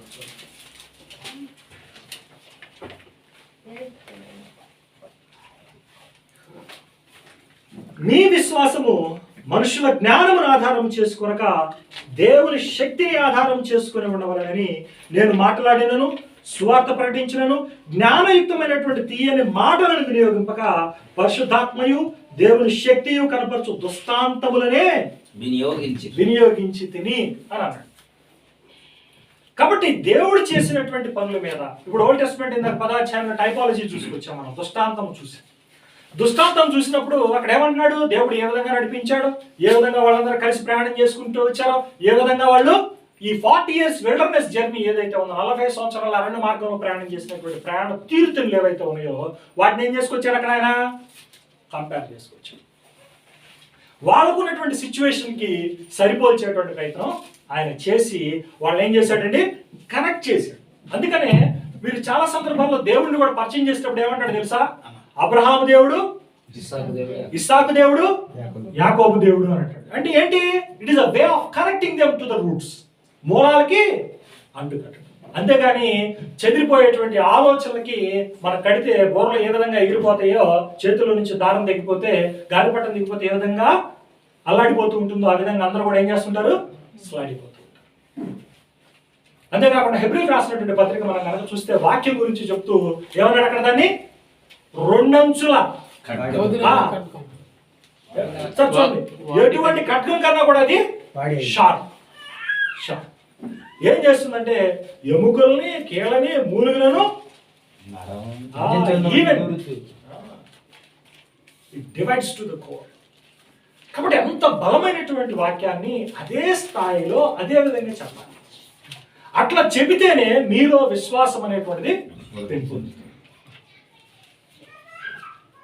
అందుకే ఎంత దూరం వచ్చా విశ్వాసం అంటే ఏంటో చెప్పుకోవాలా. ఒకసారి డెఫినేషన్ దగ్గరికి కూడా వెళ్ళా. టు విట్నెస్ ఇట్స్ పవర్, దాని యొక్క శక్తి ఏంటి అనేది కూడా మనం గమనించాలి. హెబ్రీయులకు రాసినటువంటి పత్రిక 11వ అధ్యాయము మొదటి 3 వచనాలు మనం చూద్దాం. విశ్వాసం అన్నది నిరీక్షింపబడు వాటి యొక్క నిజ స్వరూపమును. విశ్వాసం అనేటువంటిది ఏంటంటే అది నిరీక్షింపబడు వాటి యొక్క నిజ స్వరూపం. నువ్వు నిరీక్షించేటువంటి వాటి యొక్క నిజ స్వరూపం. అదృశ్యమైనవి ఉన్నవనుటకు రుజువై ఉన్నది అని అంటున్నాడు. అరే ఇక్కడ ఒక ప్రశ్న రాక మానదు. ఏంటంటే అదృశ్యమైనవి ఉన్నవనటానికి రుజువై ఉన్నది అని అంటున్నాడు. అంటే ఇంకొక సందర్భంలో కూడా ఏమంటాడంటే పౌలు 2 కొరింథీయులకు రాసిన పత్రిక 5వ అధ్యాయం 7వ వచనం కనుక చూస్తే, మనం వెలుచూపు ద్వారా కాదు, మనం విశ్వాసము ద్వారా మనం నడుస్తున్నాము. For we walk by faith not by sight అంటాడు ఇంగ్లీష్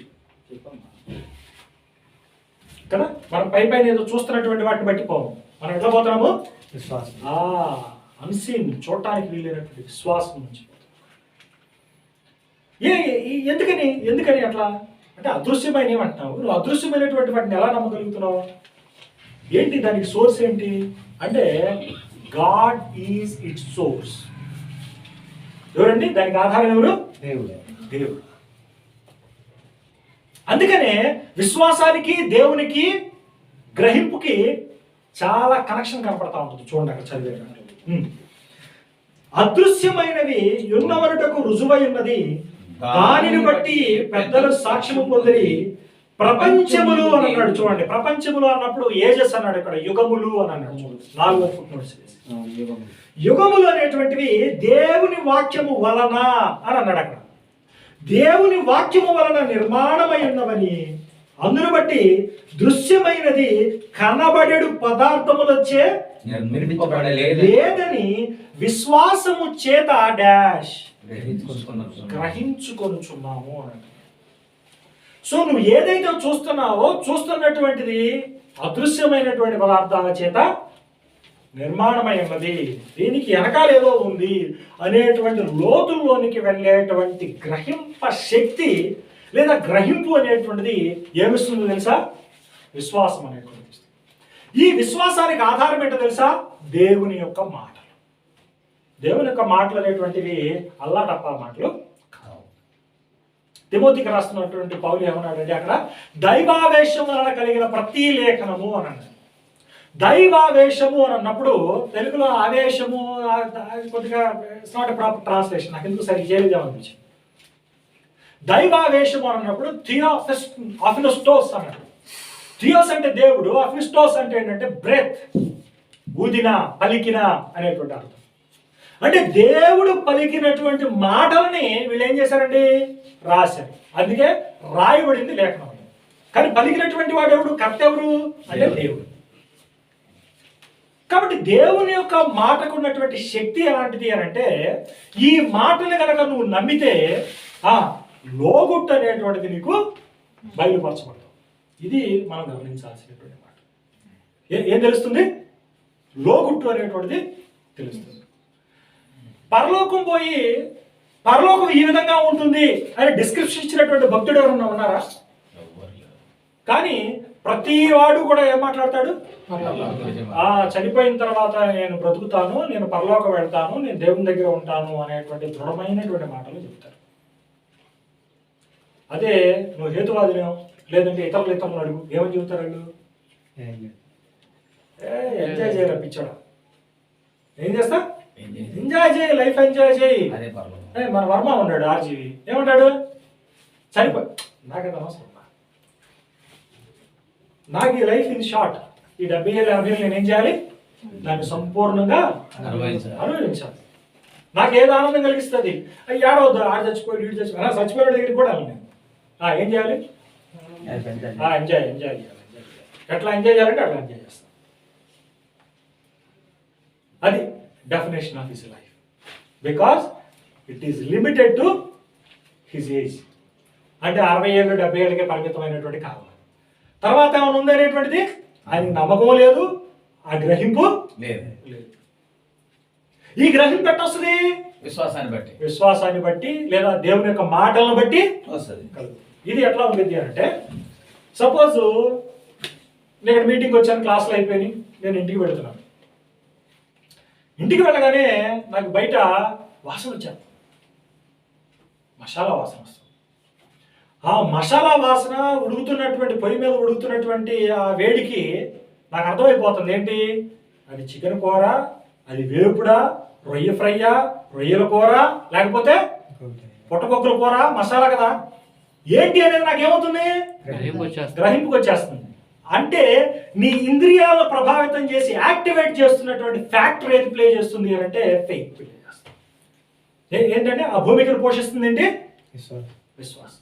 సో ఈ విశ్వాసం అనేటువంటిది నీలో ఎప్పుడైతే సత్యాన్ని ఆధారం చేసుకుని ఉంటుందో, it activates your senses and enables you to see what God is cooking in haven.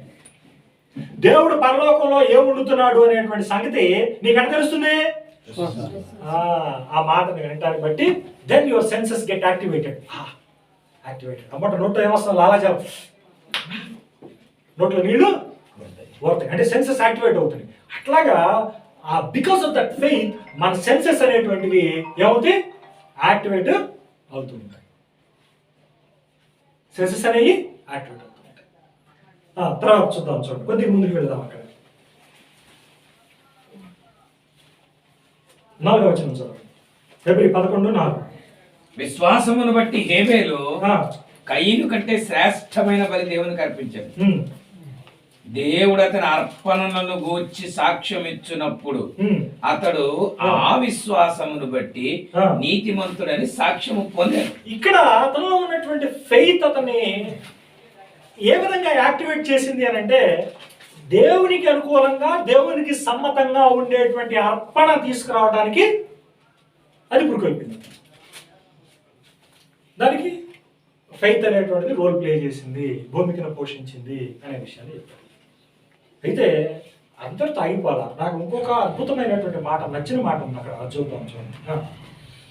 ఆ విశ్వాసమును బట్టి నీతిమంతుడని సాక్ష్యము పొందాను. కాబట్టి విశ్వాసము, నీతి, భక్తి ఇవన్నీ కూడా ఏంటి? సినానమస్ గా వాడుతున్నటువంటి మాట. చూద్దాం, చూడండి ఇంకేమంటాడు చూడండి. అతడు ఈ మాట అండర్లైన్ చేసుకోండి. అతడు మృతి నొందియు ఆ విశ్వాసము ద్వారా మాట్లాడుతున్నాడు. ఎంత అద్భుతమైనటువంటి సంగతి అండి, ఎంత అద్భుతమైనటువంటి సంగతి. మృతి పొంది కూడా దేని ద్వారా మాట్లాడుతున్నాడు? విశ్వాసం ద్వారా మాట్లాడుతున్నాడు. మరి ఇంకేంది? అమరుడు ఆయన, ఇంకేంది? ఈరోజు ఆయన గురించి మనం మాట్లాడుకుంటున్నాము అని అంటే, ఈరోజు అంత ఘనమైనటువంటి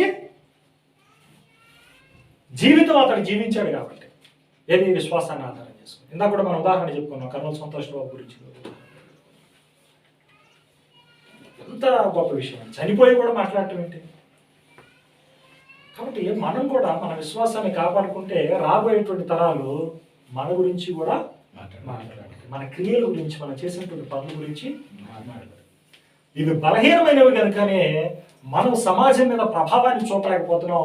మనం సమాజం మీద ప్రభావం చూపట్లేదంటే మనం ఎంత బలహీనంగా నడుచుకుంటున్నాము అనేటువంటి విషయాన్ని కూడా మనం గమనించవచ్చు. మనం ఎంత బాగా అర్థం చేసుకున్నాం అనేటువంటిది కూడా మనకు అక్కడ కనపడతాం. తర్వాత 6వ వచనాన్ని కనుక గమనిస్తే చాలా క్లుప్తంగా, చాలా హైలైటెడ్ స్టేట్మెంట్ ని అక్కడ చేశారు. ఏమంటాడంటే, విశ్వాసము లేకుండా దేవునికి ఇష్టడై ఉండుట అసాధ్యము అని అన్నాడు. అంతే, విశ్వాసం లేకుండా ఉండటం, దేవునికి ఇష్టడై ఉండటం అసాధ్యం. What a beautiful statement. అయితే ఈ విశ్వాసం అనేటువంటిది మనుషుల యొక్క ఆలోచనలు కానీ, కల్పన కథలను కానీ, తీయని మాటలను కానీ ఆధారం చేసుకొని ఉండకూడదు అనే విషయాన్ని మనం స్పష్టంగా నేర్చుకోవాలి. మరి ఎలా ఉండాలి? దేన్ని ఆధారం చేసుకుని ఉండాలి? దేవుని శక్తిని లేదా దేవుని యొక్క మాటల్ని ఆధారం చేసుకుని ఉండాలి. అందుకనే అట్లా దేవుని యొక్క మాటలను ఆధారం చేసుకుని ఉన్నటువంటి విశ్వాసాన్ని చాలా ఉన్నతంగా గణించాడు, ఉన్నతంగా పిలిచాడు. చూద్దాం, చూడండి. మొదటి పేతురు లేదా 2వ పేతురు చూడండి. 2వ పేతురు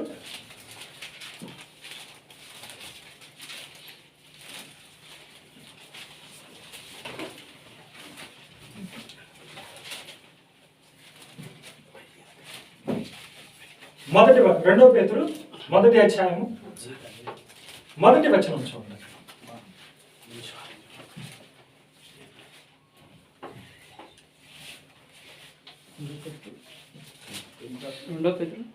రెండవ పేతురు 1వ అధ్యాయము 1వ వచనం.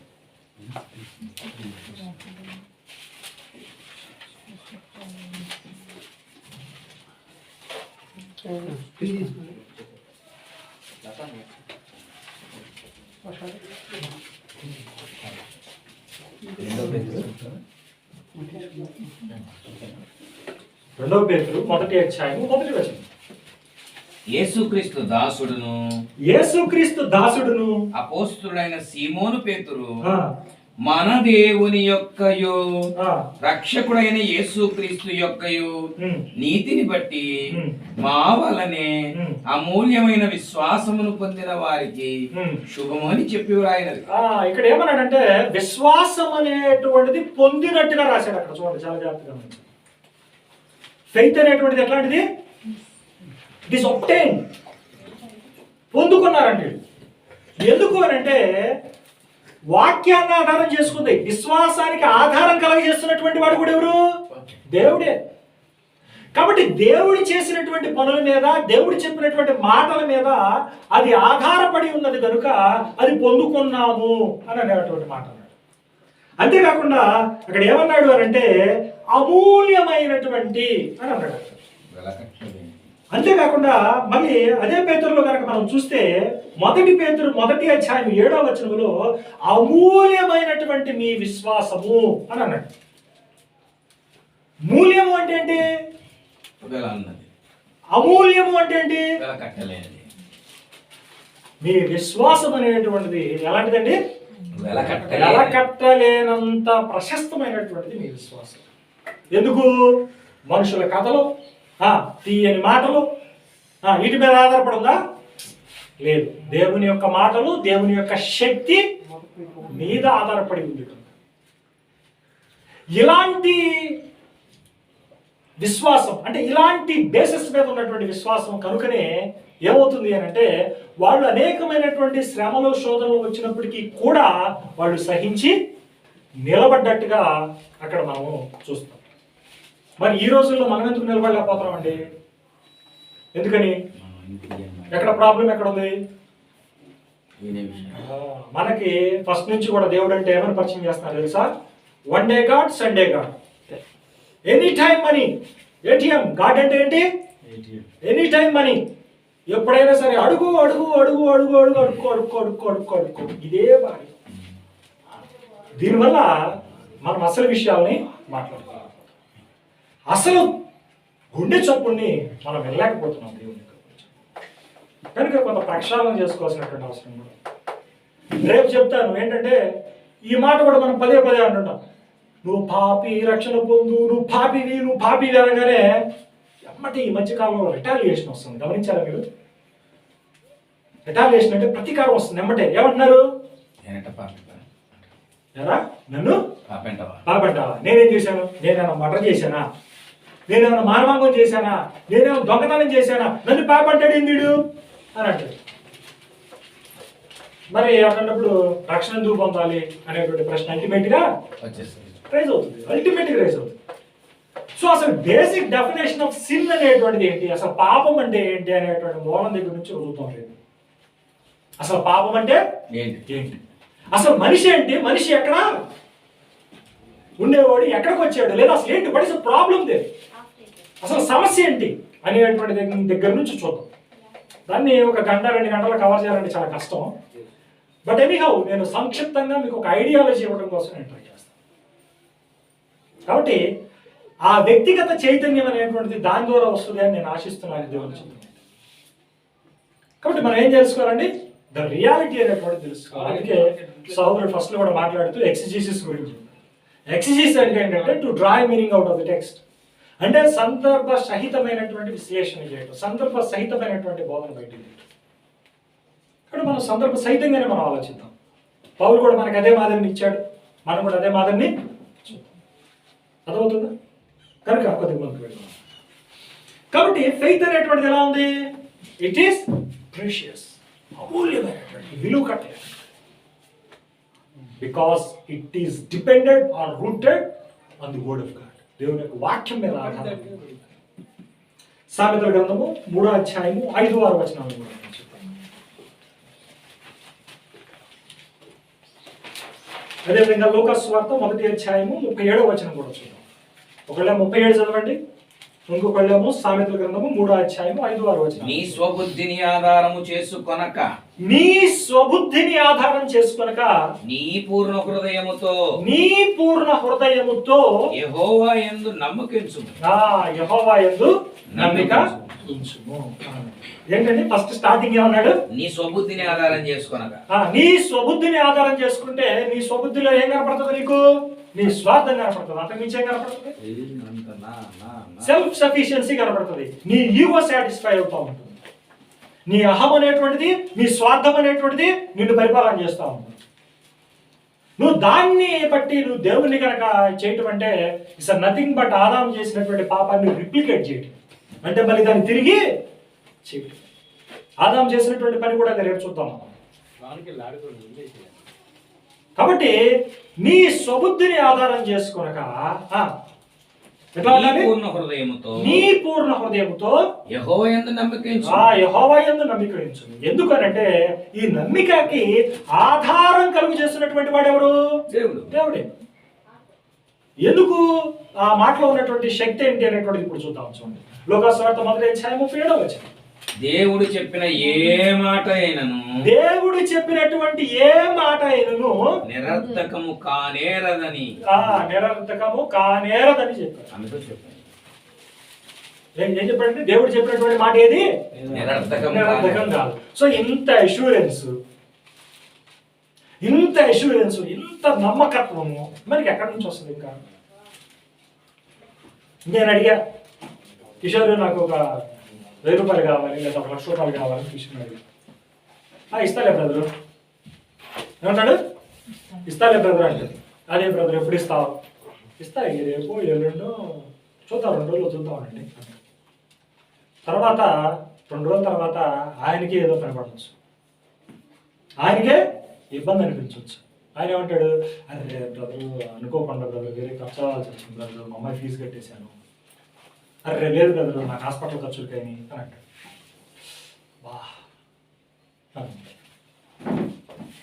ఇది మానవ మాటలు, మానవ బంధాలు ఉండేవి. మరి అదే మాట దేవుడు ఇచ్చాడు అనుకోండి, నాకు అలాంటిది నోట్లు రాసుకొని, ప్రామిసరీ నోట్లు రాసుకొని, రిజిస్టర్ దస్తావేజులు రాసుకుంటేనే నమ్మకాలు లేవు, ఎదురు కేసులు పడుతున్నాయి దాని మీద. కానీ ఇక్కడ మాట ఇచ్చింది ఎవరు? దేవుడు. ఈ హాస్ ఎ డిస్టింక్టివ్ క్వాలిటీస్. ఆయనకి ప్రత్యేకమైనటువంటి లక్షణాలు ఉన్నాయి, అందుకే ఆయన మనం దేవుడు అంటున్నాం. దాంట్లో వన్ ఆఫ్ ది క్యారెక్టర్ ఏంటో తెలుసు? ఆయనకు ఉన్నటువంటి క్యారెక్టర్ నమ్మకత్వం. గాడ్ ఈజ్ ఫెయిత్ఫుల్ అన్నాడు, నమ్మదగిన వాడు. ఎందుకంటే ఆయన మాటలు మార్చేటువంటి వాడు కాడు. సో ఆయన ఒక మాట చెప్పాడు అని అంటే దెర్ ఇస్ నో ఆల్టర్నేటివ్ అనేటువంటిది లేదు. So that's why you have to rely on the word of God. దేవుని యొక్క వాక్యం మీద నువ్వు ఆధారపడాల్సి. దేవుని యొక్క వాక్యం మీద ఆధారపడ్డటువంటి విశ్వాసం ఏదైతే ఉందో అది అమూల్యమైనటువంటి విశ్వాసం. ఈ అమూల్యమైనటువంటి విశ్వాసం కలిగినటువంటి వాళ్ళు శ్రమల్లోనూ శోధంలోనూ వాళ్ళు సహించి పరిపూర్ణతలోనికి వాళ్ళు వెళ్తారు. దానికి దేవుని యొక్క సహాయ సహకారాలు అనేటువంటివి ఎప్పుడూ ఉంటాయి. ఇదే మనము ఇందాక మన కీర్తనల గ్రంథము 73:24 మనము చదువుకున్నాం.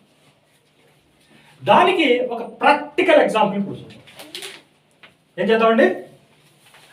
ప్రాక్టికల్ ఎగ్జాంపుల్ మనం చూద్దామా? Practical example.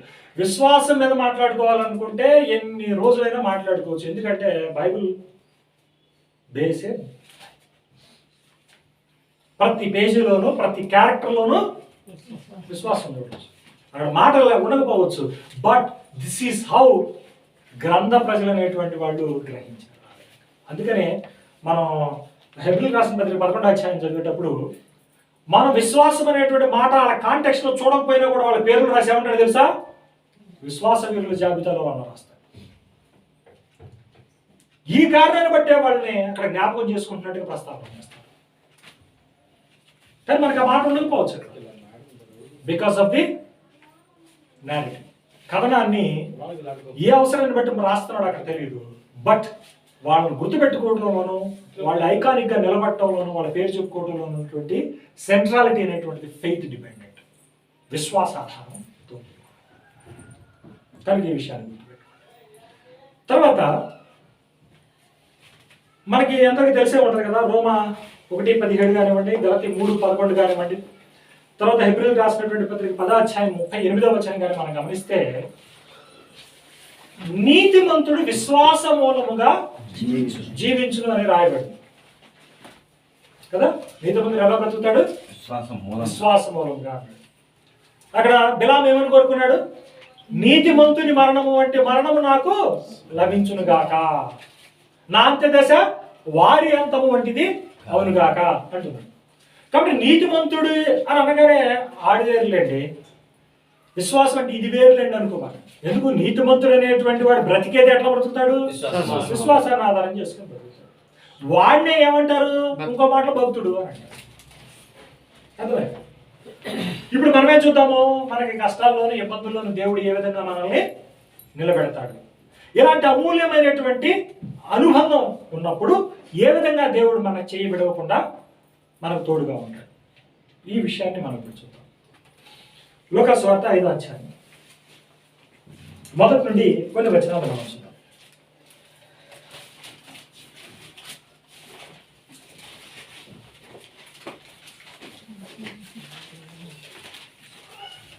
జన సమూహము దేవుని వాక్యము వినుచు ఆయన మీద పడుచుండగా ఆయన గిన్నేసరెతు సరస్సు తీరమున నిలిచి ఆ సరస్సు తీరమునున్న 2 దోణెలను చూచెను. జాలర్లు వాటిలో నుండి దిగి తమ వలలు కడుగుచుండేది. ఆయన ఆ దోణెలలో సీమోనుదైన ఒక దోణికి దరి నుండి కొంచెము త్రోయమని అతన్ని అడిగి కూర్చుండి దోణిలో నుండి జన సమూహములకు బోధించుచుండెను. ఆయన బోధించుట చాలించిన తరువాత నువ్వు దోణెను లోతునకు నడిపించి చేపలు పట్టుటకు మీ వలలు వేయుడని సిమోనుతో చెప్పగా, సీమోను ఏలినవాడా, 5వ వచనం చాలా జాగ్రత్తగా గమనించండి. రాత్రంతయు మేము ప్రయాసపడితిమి గాని మాకేమీ దొరకలేదు. ఎవరు పిలుస్తున్నాడండి 5వ వచనంలో? సీమోను ఏలినవాడా, రాత్రంతయు మేము ప్రయాసపడితిమి కానీ మాకేమీ దొరకలేదు, అయినను నీ మాట చొప్పున. గుర్తుపెట్టుకోండి, దేని ప్రకారం అండి? మాట చొప్పున. ఎందుకు? ఈయన మాటలు ఎవరి మాటలో? దేవుని తండ్రి. తనంతట తాను ఏమీ బోధించలే. ఆయన సోర్స్ ఎక్కడ ఉంది? దేవునిలో. దేవుని నుండి వచ్చినటువంటి మాటలనే చూద్దాం, దాని కనెక్షన్ చూద్దాం ఎట్లా ఉంటుంది. ఆ మాట చొప్పున, ఆయన మాట చొప్పున ఏం చేశారండి? నీ మాట చొప్పున వలలు వేతుమని ఆయనతో చెప్పగానే 6వ వచనంలో చూడండి ఏమవుతుందో గమనించండి. వారు అలాగు చేసి విస్తారమైన చేపలు పట్టిరి. వారు అలాగు చేసి విస్తారమైనటువంటి చేపలని పట్టిరి. అయితే ముందు రోజు అనుభవం ఏం చెప్పాడు? రాత్రి అంతా మేము ప్రయాసపడుతుంది కానీ మాకు దొరకలా అన్నాడు. అయినా కానీ నువ్వు చెప్పావు కాబట్టి ఏం చేస్తాము? మళ్ళీ చేస్తాము. వేసాడు. వేయగానే ఏమైందంటే ఒకసారిగా విస్తారమైనటువంటి చేపలు పడ్డాయి. పడ్డ తర్వాత అందుచేత వారి విస్తారం అంటే మీరేమనుకుంటారు? విస్తారం అంటే ఏమనుకుంటారు మీరు? రోజు చెప్ప బొచ్చెడు దొరికాయేమో, 2 బొచ్చులు దొరుకుంటాయేమో అని అనుకుంటారు. అంతేగా? రోజుకు 1 ఇడ్లీ తినేవాడు, 2 ఇడ్లీ తినేవాడు, 3 ఇడ్లీలు 4 ఇడ్లీ తిని ఉంటాడులే అన్నట్టుగా అనుకుని ఉంటారు. అది ఎంత విస్తారమో రాస్తాడు చూడండి. వారు అలాగ చేసి విస్తారమైన చేపలు పట్టింది. అందుచేత వారి వలలు పిగిలిపోవచ్చుండగా. విస్తారము అనేటువంటి దానికి వాళ్ళు ఇచ్చినటువంటి అర్థం ఏంటండి? వలలు సైతము పిగిలిపోయేటువంటి స్థాయిలో ఏమంటే వాళ్ళకి అంతేకాకుండా వాళ్ళు లాగలేక పక్కంటోడు సహాయాన్ని కూడా అర్థిస్తున్నారు. బాబా రెండర్ ఆయన ఇది లాగుదాము, ఇటు కూర్చుకుందాము అని ఇతరులను కూడా పిలుచుకునేటువంటి స్థాయిలో ఉంది. చూద్దాం చూడండి. వారు వేరొక దూరంలో ఉన్న తమ పాలివారిని సహాయం చేయవలనని వారికి సంజ్ఞలు చేసిరి. వారు వచ్చి 2 దోణెలు మునుగునట్లు నింపిరి అని అన్నాడు. ఓరి బాబు, it is a symbolic connotation of what happens to you if you believe in Jesus. నువ్వు యేసుని నమ్మితే నీ జీవితం ఎలా ఉండబోతుంది ఆత్మీయంగా అనేటువంటి దానికి ఇది ఆనవాలుగా చెప్పబడ్డటువంటి నిన్ను బలపరచడానికి what you going to witness, నువ్వు ఎలాంటిది చవి చూడబోతున్నావు అని చెప్పడానికి సంకేతం ఈ సన్నివేశం. వలలు పిగిలిపోతున్నాయి, పక్కన ఉన్నటువంటి దోణిలో వాళ్ళని కూడా పిలిచి సహాయం అడిగేటువంటి స్థాయి. వాళ్ళు వచ్చిన తర్వాత ఆ 2 దోణిలు కూడా మునిగిపోయేటువంటి స్థాయిలో ఏడుది మునగటమే కాదు, ఎవరిది మునుగుతుంది? పక్కోడిది మాత్రమే. దీన్ని తొంగి పోరాటం అంటే ఇది క్రైస్తవుతో సాంగత్యం ఎట్లా ఉంటుంది? ఎట్లా ఉంటుంది? ఆ సమృద్ధత అనేటువంటిది నీ నుండి ఏమవుతుంది? ఇతరులకి విస్తరిస్తుంది, ప్రవహిస్తుంది. విచారకరమైనటువంటి సంగతి ఏంటంటే ఈ రోజుల్లో మనము మన పక్కన ఉన్నటువంటి వాళ్ళ మీద ప్రభావం చూపలేకపోతున్నాం. ఏంటంటే ఏం అయిపోతున్నాం? మన పక్కన ఉండేటువంటి వాళ్ళ మీద మన ప్రభావం చూపలేకపోతున్నాం. ఎందుకు అంటే రూట్ ప్రాబ్లం, మాల్ న్యూట్రిషన్, పోషకాహార లోపం. కాబట్టి సిగ్గుపడాల్సిన అవసరం ఏం లేదు. అవసరం అనుకుంటే బేసిక్స్ దగ్గర నుంచి మన ఫౌండేషన్ ఫ్రిమ్ చేసుకుంటూ మనం దేవుల్లో కట్టబడాలి. ఎప్పుడైతే సత్యం అనేటువంటిది నీలో మార్పును కోరుతుందో, బా ఇది తప్పు, you have to change it అన్నప్పుడు ఇమ్మీడియట్గా చేంజ్ అవ్వాలి. ఇదేంటంటే ఎన్నాళ్ళు ఇది సత్యం అని నమ్ముకొని ఇప్పుడు ఈయన మాట్లాడు ఏంది అంటే సత్యం చెబుతుంది అంతే, ఏం చెప్పేది కాదు. ఈ దేవుడు గన్నయ్యడు గాడిది ఏంటి డిమాండ్ చేస్తుంది ఏంటి? చేంజ్ డిమాండ్ చేస్తుంది ఏంటి? So you have to submit your self to truth. సత్యానికి నువ్వు విధేయుని కావాలంతే. కొద్ది ముందుకు వెళ్దాం. సీమోను పేతురు చూసి యేసు మోకాళ్ళ ఎదుట సాగిలపడి ప్రభువా, ఫస్ట్ ఎవరు పిలిచాడు? గుర్తు పెట్టుకోండి అన్న,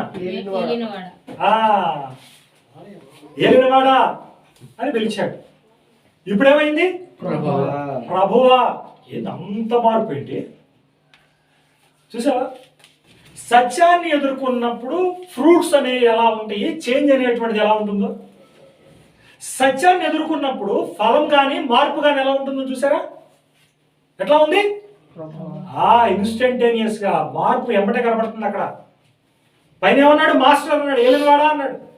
కిందకు వచ్చేసరికి ఏమంటున్నాడు? ఎంబటే 2 వచనాల తర్వాత ప్రభువా, లార్డ్ అని అన్నాడు. ఎంత ఉన్నతమైనటువంటి దర్జా ఇచ్చాడు చూడండి.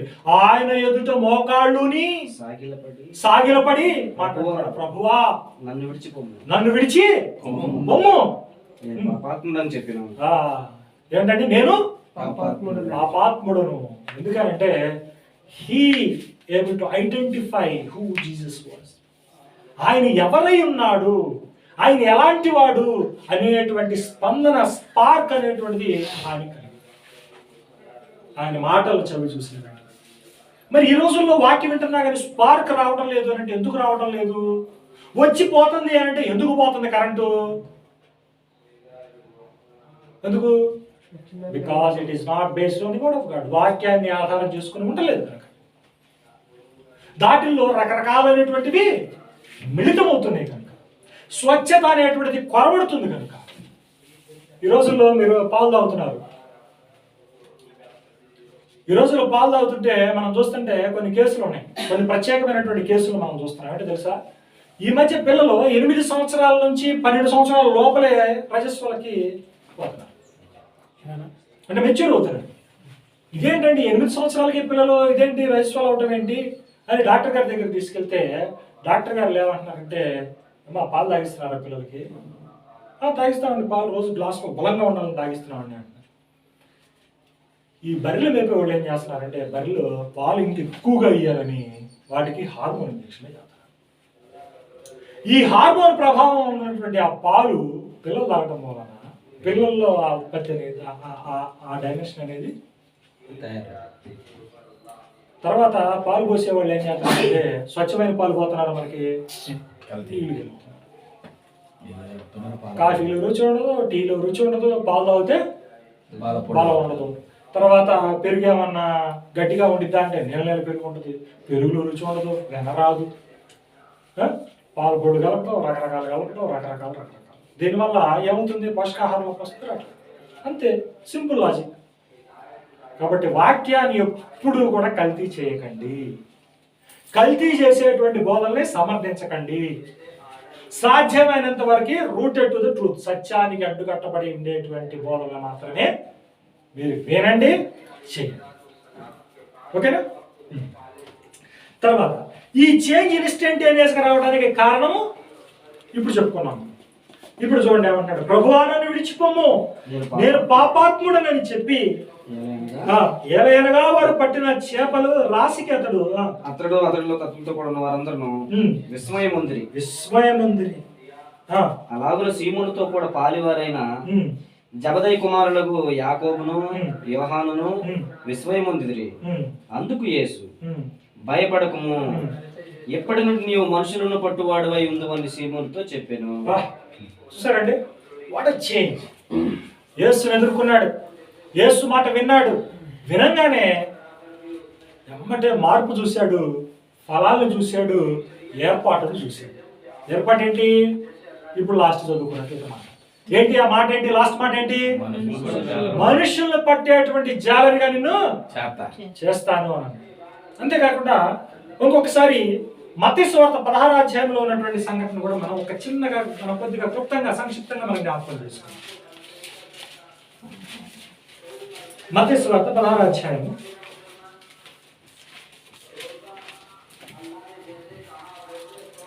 13వ వచనము, అదే విధంగా 16వ వచనం చూడండి. ఫస్ట్ 13 చూడండి, తర్వాత 16 చూడండి. ఫిలిప్పుదైన కైసరయ ప్రాంతమునకు వచ్చి మనుష్య కుమారుడు ఎవడని జనులు చెప్పుకొనుచున్నారని తన శిష్యులను అడిగాడు. ఎక్కడ జరిగిందండి ఇది? ఫిలిప్పుదైనటువంటి కైసర ప్రాంతానికి వచ్చి, కైసర ప్రాంతంలో జనులు మనుష్య కుమారుడు ఎవరని చెప్పుకుంటున్నారు, నా గురించి ఏమనుకుంటున్నారు అని శిష్యుల్ని అడిగాడు. శిష్యుల్ని అడిగితే శిష్యులు రకరకాల సమాధానాలు చెప్పారు. సమాధానాల్లో పేతురు సమాధానానికి వెళ్దాం. 16వ వచనం. అందుకు సీమోను పేతురు, నీవు సజీవుడవగు దేవుని కుమారుడు అయినటువంటి క్రీస్తు అని చెప్పాను. ఎవరాడండి? సజీవుడైన దేవుని కుమారుడైన క్రీస్తు. పైన ఏమన్నారు వాళ్ళు? కొంతమంది, అయ్యా నువ్వు బాప్తిస్మం ఇచ్చేటువంటి యోహాను అంటున్నారు, కొందరు ఏలియా అంటున్నారు, కొందరు ఇర్మియా అంటున్నారు, లేదా ప్రవక్తల్లో ఒకడు అనుకుంటున్నారు అన్నాడు. ఇంకో సందర్భంలో ఇంకోటి కూడా అనుకున్నాడు. ఓకే, తీసి పక్కన పెట్టండి. మరి మీరేమనుకుంటున్నారు అంటే, నువ్వు కూడా ఏదో ప్రవక్తమై ఉంటావయ్యా అని అన్న ఆయన. ఏం చెప్పాడు? సజీవుడు అయినటువంటి దేవుని కుమారుడు అయినటువంటి క్రీస్తు అని చెప్పాడు. Where did he get his revelation? అతనికి ఆ అనుభవం ఎట్లా వచ్చింది? Because he has seen with his eyes. ఆయన కళ్ళారా చూశాడు. మనం ఇందాక ఆయన చూసాం. ఏం జరిగింది అక్కడ? ఆ విట్నెస్ చూశాడు, ఆ అనుభూతి పొందాడు, ఆ ప్రత్యక్షతను అక్కడ కలిగి ఉన్నాడు అక్కడ జరిగినటువంటి యుద్ధం.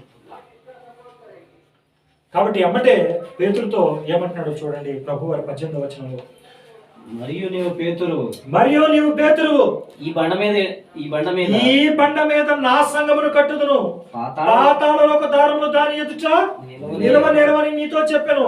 అంతేకాకుండా పరలోక రాజ్యపు యొక్క తాళపు చెవులను నీకిచ్చేదను అని అన్నాడు. ఎవరికి ఇస్తా అన్నాడు? పేతురుకి ఇస్తాను. ఇందాక అక్కడ ఏమన్నాడు? లూకాసు వార్త 5వ అధ్యాయము ఆ కాంటెక్స్ట్ చివరి వచనాన్ని చూసినప్పుడు, మనుషుల్లో పట్టేటువంటి జాలరులుగా నేను చేస్తాను. సో చూడండి ఎంత చక్కగా సత్యాన్ని ఆధారం చేసుకున్నటువంటి రెవల్యూషన్, గ్రహింపు, మారు మనస్సు, ఫ్రూట్స్, కమిషన్. అంటే ఏం పని చేయాలి, ఇవన్నీ ఎంత సీక్వెన్స్లో వచ్చేసినాయో చూడండి. అంతేకాకుండా యేసు ప్రభుని కన్ఫెస్ చేయటాన్ని బట్టి ఇమ్మీడియట్గా అక్కడ ఏం జరుగుతుంది? ప్రభు ఏమంటున్నాడంటే, బా అన్నిటి వేయాలి, నువ్వు ఈ బండ మీద నా సంఘాన్ని కడతాను, అయితే తాళపు చెవులు నీకు ఇస్తాను అని అన్నాడు. అంత కీలకమైనటువంటి దానికి బాగుంది కదా. పేతురు గురించి అద్భుతమైనటువంటి సంగతులు మనం చూసాం. అయితే ఒక జుగుత్సాకరమైనటువంటి పరిస్థితి పేతురు జీవితంలో రాబోతా ఉంది, వచ్చింది. ఏంటో చూద్దాం. లూకాసు వార్త 22వ అధ్యాయం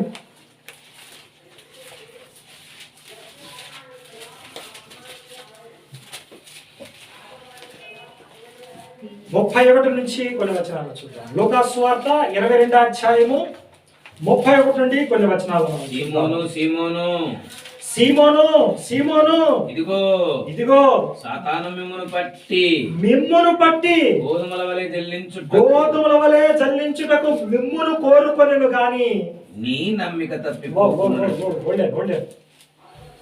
జాగ్రత్తగా గమనించండి అక్కడ మాట. 31వ వచనములో ఏమన్నాడు అక్కడ? సీమోను సీమోను ఇదిగో సాతాను మిమ్మును అని అన్నాడు. మిమ్మును అంటే ఏంటి? బహువచనం, శిష్యులను సూచిస్తున్నది. కానీ తర్వాత వచనం 32 కనుక మనం చూస్తే దాన్ని పాయింటెడ్ గా it is pointing to Peter because of his leadership, because of his revelational understanding. అతను కలిగినటువంటి ప్రత్యక్షత అనుభవాన్ని బట్టి, అతనికి ఉన్నటువంటి నాయకత్వాన్ని బట్టి అక్కడ పాయింటెడ్ గా డైరెక్షన్ ఏమవుతుంది? ఇప్పుడు పేతురుని అడ్రస్ చేస్తున్నాడు. ఏమన్నాడో చూద్దాం, చూడండి. నీ నమ్మిక తప్పిపోకుండా. నీ నమ్మిక ఎవరిది? పేతురుకున్నటువంటి నమ్మిక. నీ నమ్మిక తప్పిపోకుండానట్లు నేను నీ కొరకు వేడుకొంటిని. నీ మనసు తిరిగిన తరువాత నీ సహోదరులను స్థిరపరచుమని చెప్పాను అని అన్నాడు. అద్భుతమైనటువంటి స్టేట్మెంట్ ఏంటంటే, ఎలాంటి స్టేట్మెంట్ ఇది? అద్భుతమైనటువంటి స్టేట్మెంట్.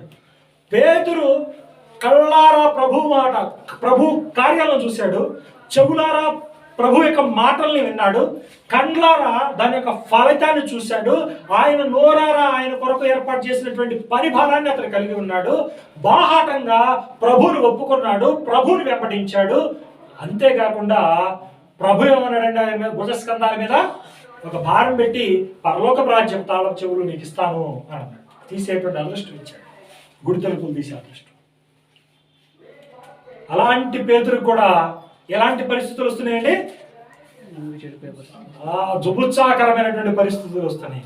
ఆ పరిస్థితుల్లో ఏమవుతుందంటే, సాతాను అన్నాడు. సాతాను అంటే విరోధి అని అర్థం. విరోధి ఏం చేయబోతున్నాడు అని అంటే, క్రీస్తు యొక్క విరోధి మిమ్మల్ని పట్టి గోధుమ వలె జలించుటకు మిమ్మల్ని కోరుకున్నాను, కానీ నేను తండ్రిని వేడుకున్నానయ్యా, మీరు ఆ విధంగా పట్టబడకూడదు, అది సులభతరం కావాలి అని ప్రభు చెప్తూ ఏమంటున్నాడు చూడండి. నీ నమ్మిక తప్పిపోకుండానట్లు నువ్వు ఏదైతే చూసావో, ఏదైతే అనుభవించావో, శ్రమల రంగానే ఏమవుతుంది? బలహీనపడుతుంది, నీటి ఆవిరిలాగా లేచిపోతుంది. అందుకని ప్రభు ఏమంటున్నాడంటే, నీ నమ్మిక తప్పిపోకుండానట్లు నేను నీ కొరకు వేడుకుంటుని. నీ మనస్సు తిరిగిన తర్వాత, అంటే నువ్వు స్థిరపడ్డ తర్వాత, సర్దుమణిగిన తర్వాత ఏం చేస్తావు? నువ్వు నీ సహోదరులను స్థిరపరచు అన్నాడు. అనగానే ఏమన్నాడు చూడండి, ఆయన ఏమన్నాడు చూడండి అక్కడ, చదవండి 33వ వచనం. అయితే అతడు ప్రభువా నీతో కూడా చెరలోనికి మరణము వరకు వెళ్ళుటకు సిద్ధముగా ఉన్నానని ఆయనతో చెప్పగా అన్నాడు. ఏమన్నాడు పేతురు? నిన్ను అసలు విడిచిపెట్టాయా? ఏంది ఏంది ఎవడాడు? నీ కోసం ప్రాణాలు ఇస్తానయా నేను? మనం కూడా బయట వింటా ఉంటాం, ఉంటాం. మేము ఇట్టాగే మంచి చూసాం. మేము కొంతమంది కాలేజీ రోజుల్లో ఉన్నప్పుడు సరదా సంగతి, కాలేజీలో ఉన్నప్పుడు మా ఫ్రెండ్ ఒకడు కొద్దిగా దురుసుగా ఉండేవాడు. మా ఊళ్ళలో ఎవరున్నానంటే వాడు ఒప్పుకునేవాడు కాదు. ఏయ్ ఏంట్రా మా ఊళ్ళన్నావు అని చెప్పి వెళ్ళి దబ్బేసేవాడు. అట్లాంటి వాడు అంత దురుగ్గా ఉంటాడు, మన కోసం వస్తాడనేటువంటి ఉద్దేశం మీద పక్కన ఉన్నటువంటి వాళ్ళు ఏమన్నారు తెలుసా? బాబాయ్ నువ్వు జంబురా, నీకోసం మేమున్నావురా, నీకేం కావాలి చెప్పు, నీకు ఎప్పుడు అవసరమైన మేమున్నావురా అని అనేవాడు. వీళ్ళందరూ కలిసి ఒకరోజు ఇంకొకటి కొడతానికి కాలేజీకి వెళ్ళారు. ఫ్రెండ్ చెల్లి లేదా అంటున్నాడంట, వాడు ఎవరు చూద్దామని చెప్పి వెళ్ళారు. నేను కూడా ఉన్నా వాళ్ళు. మేము వెళ్ళిన తర్వాత అక్కడ ఏమైందంటే, మేము వెళ్ళింది 5 ఆరుగురిని, మాకు అక్కడ ఉన్నటువంటి సావాసానికి ఫ్రెండ్స్కి 30 మంది అయ్యారు. ఎంతమంది అయ్యారు? 30 మంది అయ్యారు. అందరు కలిసి గుంపుగా మాట్లాడుకుంటున్నారు. వాడెవడో మా ఫ్రెండ్ చెల్లెలు ఎవడు అంటున్నాడు, పిలవండి అన్నారు. పిలిచారు. వాడిని ఇడేం చేశాడు, పాపంగా కొట్టేశాడు. కొట్టేయగానే అసలు వాడికి ఇంకా హైప్ వచ్చేసింది. మామూలుడు కాదు, మంచి రెబల్ అనుకుంటున్నారు. అందరూ అట్లా నుంచి మాట్లాడుకుంటా ఉన్నారు. ఎక్కడి నుంచి వచ్చాడో ఎవడు వచ్చాడో ఒక్కడే వచ్చాడు. ఏంటి ఎటు నుంచి వచ్చాడో ఎవడు వచ్చాడో తెలియదు. రబ్బర్ చెప్పులు వేసుకొని చాలా క్యాజువల్గా వచ్చాడు. వచ్చి కుక్కలు కొట్టాడు. ఒక్కడే వచ్చి వాడు ఒక్కడిని 30 మందిలో ఉన్నవాడిని ఏం చేశాడు? రే అని ఊరా కొట్టింది అన్నాడు. నేనే ఏ అన్నాడు. ఏ అన్నాడు. అదే నా తర్వాత ఏమేమి పడ తప్ప తప్ప తప్ప తప్ప పడిపోయింది. టప్ప మొహం బాగా వాసిపోయింది. ముక్క కూడా పడుతున్నాడు. వచ్చి ఈ 30 మంది ఉన్నారుగా, ఎట్టున్నారు? 2 చుట్టూ ఊళ్ళాడు. తమ్ముడు తింటున్న వాడు పక్కన ఉన్న నేను ఉంటా. గబగబ అడ్డం పడి పట్టుకొని పక్కన లాక్కెళ్ళి ఇంకా కొడతానికి వెళ్తున్నాడు. ఆడేదో అంటున్నాడు, వీడేదో అంటున్నాడు, రెచ్చిపోతున్నారు ఇద్దరు. అప్పటికి కొట్టేశాడండి. పక్కన ప్రభు ఉన్నాడు కాబట్టి బతికిపోయాను అని చెప్పి వెళ్ళిపోయాడు. ఆడికి నేను తెలుసు అంట. సరే వెళ్ళిపోయాడు. ఎటు చూస్తే ఎవడు లేడు, అందరు లేదు, గోడ దూకి అవకాశం లేదు. బాబాయ్ నువ్వు అనలేదు, బాబాయ్ నువ్వు అంటే అటాక్ చేద్దాం అనుకున్నావు అన్నారు. గోడ దూకి వెళ్ళిపోయి ఏమన్నారు? నువ్వు అంటే అటాక్ చేద్దాం అనుకున్నాము, ఇప్పటికైనా పోయింది లేదు, వెళ్దాం బాబాయ్ రాట్లు తీ అన్నాడు. నీ దొబ్బదేగా 30 మందిలో వచ్చి ఆడెవడో వచ్చి కొట్టిపోతే ఆడ గదిలో ఒక్కడు లేడు. ఏం చేస్తారంట? నువ్వు అనే సౌండ్ కోసం ఎదురు చూశారంట. సరే ఇప్పటికైనా పోయింది ఏమన్నా రాట్లు తీ వెళ్దాం అంటాడు. ఎట్టుంటే క్యాండీ సేమ్ నాకు ఇట్టాగా అనిపించింది. ఏం జరుగుతుంది? పేతురు ఏమంటున్నాడు? ప్రభువా మరణం నీతో పాటు ఎడదాకు వస్తాను, చెరలోనికి మరణమునకు వెళ్ళడానికి సిద్ధంగా ఉన్నానని ఆయనతో చెప్తే ఆయన ఏమన్నాడు చూడండి. పేతురు నీవు నన్ను ఎరగనని, నువ్వు మరణం దాకొద్దు, చెరసాల మరణం ఆడదాకొద్దు. ఏం చేస్తా? నన్ను ఎరుగనని ముమ్మారు చెప్పు వరకు నేడు కోడి కోయదని నీతో చెప్పుచున్నాను. ప్రభు ఏం చేసినాడు? కుష్ని తీసేసాడు. కానీ మనం కూడా ఇట్లాంటివి మాట్లాడుతుంటాం. మరి అంటే much I don't comment much, అంటే ఏదో హిలోరియస్గా ఉంటాను లేకపోతే డిగ్రేడ్ చేస్తే మాట్లాడను. నా ఇంటెన్షన్ కూడా అది కాదు. బట్ వ్యక్తిగత జీవితాల్లో మనకు కూడా స్వీయంగా అట్లాంటి అనుభవం అనేటువంటిది వస్తూ ఉంటుంది. That is what I wanted to highlight. ఇది నేను హైలైట్ చేయాలనుకున్నటువంటి మాట. అర్థమవుతుందా మీకు? సో అలాంటి సిచ్యువేషన్. పేతురు ఏమన్నాడు? చెరసాలలోనికి మరణము వరకు నీ వెనకాల వస్తానన్నాడు. ఏవద్దు, నువ్వు ఆడదాకొడద్దు, కోడి గుయ్యకు మునుపునాడు. కోడి గుయ్యకు మున తెల్లారి 4 గంటలు కూడా దాటక మునిపే ఏం చేస్తాను? నువ్వు ముమ్మారు ఎరగనని చెబుతావు చెప్పాడా? ప్రభువాన్ని పట్టుకున్నారు, ఏదో అప్పగిచ్చాడు. ప్రభువాన్ని పట్టుకున్నారు, యాజకుడి దగ్గర తీసుకెళ్తున్నారు. అన్ని దూరం నుండి చూస్తూనే ఉన్నాడు. నువ్వా అంటే ఏమన్నాడు? నేను అడగను. నువ్వు యేసులో వాళ్ళ గుంపులు వాళ్ళ శిష్యులు ఒకడగా అని ఎమ్మటే చివరికి కోడి గుయ్యంగానే ఏమయ్యాడు? కానీ ఈ పేతురే కదా 16వ అధ్యాయంలోను లోకాసువార్త 5వ అధ్యాయంలోను ఏమంటున్నాడండి? ఎంత బోల్డ్గా, ఎంత స్పాంటేనియస్గా, ఎంత బాధ్యతతో, ఎంత గొప్ప పిలుపుతో అతను సిద్ధపరచబడ్డాడు. మరి ఇలాంటి వ్యక్తి ప్రభువుని తునకరించేటువంటి జుగుత్సాహకరమైనటువంటి పరిస్థితి వచ్చిందా రాలేదా? మరి మనకు వచ్చిందా రాదా? సరే. అయితే విశ్వాసానికి ఆధారము ఎవరు అనుకున్నాం మనం? దేవుడే. అసలు 12వ అధ్యాయంలో చాలా అద్భుతమైనటువంటి మాట ఉంటుంది. ఆ మాట చదివి మనం నెక్స్ట్ కాంటెక్స్ట్ వెళ్దాం. హెబ్రీయులకు రాసిన పత్రిక 12వ అధ్యాయము మొదటి 2 వచనాలు చూడండి.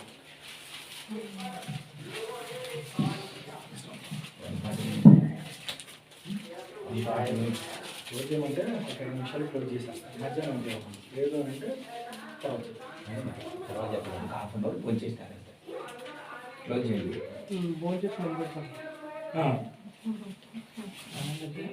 సరే, మరి అక్కడ నుంచి మనం స్టార్ట్ చేసుకుందాం. ఎక్కడి నుంచి అండి? హెబ్రీ 12వ అధ్యాయం నుంచి స్టార్ట్ చేసుకుందాం. ఒకసారి చదవండి, మళ్ళీ అక్కడ నుంచి మళ్ళీ. ఇంత గొప్ప సాక్షి సమూహము మేఘం వలె మనల్ని ఆవరించి ఉన్నందున మనము కూడా ప్రతి భారమును సులువుగా చిక్కులు పెట్టు పాపమును విడిచిపెట్టి విశ్వాసమునకు కర్తయు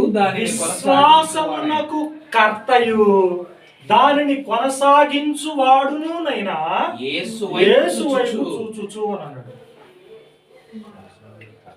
నీకు ఒక్కసారి కనుక if you are in the family of God, దేవుని యొక్క కుటుంబంలోనికి వచ్చిన తర్వాత by means of Christ sacrifice, క్రీస్తు రక్తము ద్వారా దేవుని యొక్క కుటుంబంలోనికి నువ్వు చేర్చబడ్డ తర్వాత ఇక దేవుడు నిన్ను చెయ్యి విడిచిపెట్టాడు. అది గుర్తుపెట్టుకోండి, పాయింట్ నెంబర్ 1. రెండోది, ఇక్కడ జీసస్ ఏమంటున్నాడంటే he's the author and finisher of our faith. Author అంటే కర్త, ఫినిషర్ అంటే దాన్ని తొలముట్టించేంత వరకు కూడా నీకు వెన్నంటుండి నిన్ను ప్రభావితం చేసి నిన్ను నిలవబెట్టేటువంటి వాడు క్రీస్తుని గురించినటువంటి సందేశం. That is the main point you have to remember. కాబట్టి ఈ కర్త, ఈ ఫినిషర్ అంటే కొనసాగించువాడైనటువంటి క్రీస్తు ఇప్పుడు పేతురు యొక్క జీవితంలో సన్నగిలినటువంటి లేదా ఎదుర్కొన్నటువంటి జుగుప్సాకరమైనటువంటి పరిస్థితుల నుండి అతన్ని తిరిగి లేవనెత్తి అతడు ఉండాల్సినటువంటి స్థాయిలో తిరిగి ఎలా కూర్చోబెడుతున్నాడు అనేటువంటి విషయాన్ని మనం తరవచ్చు.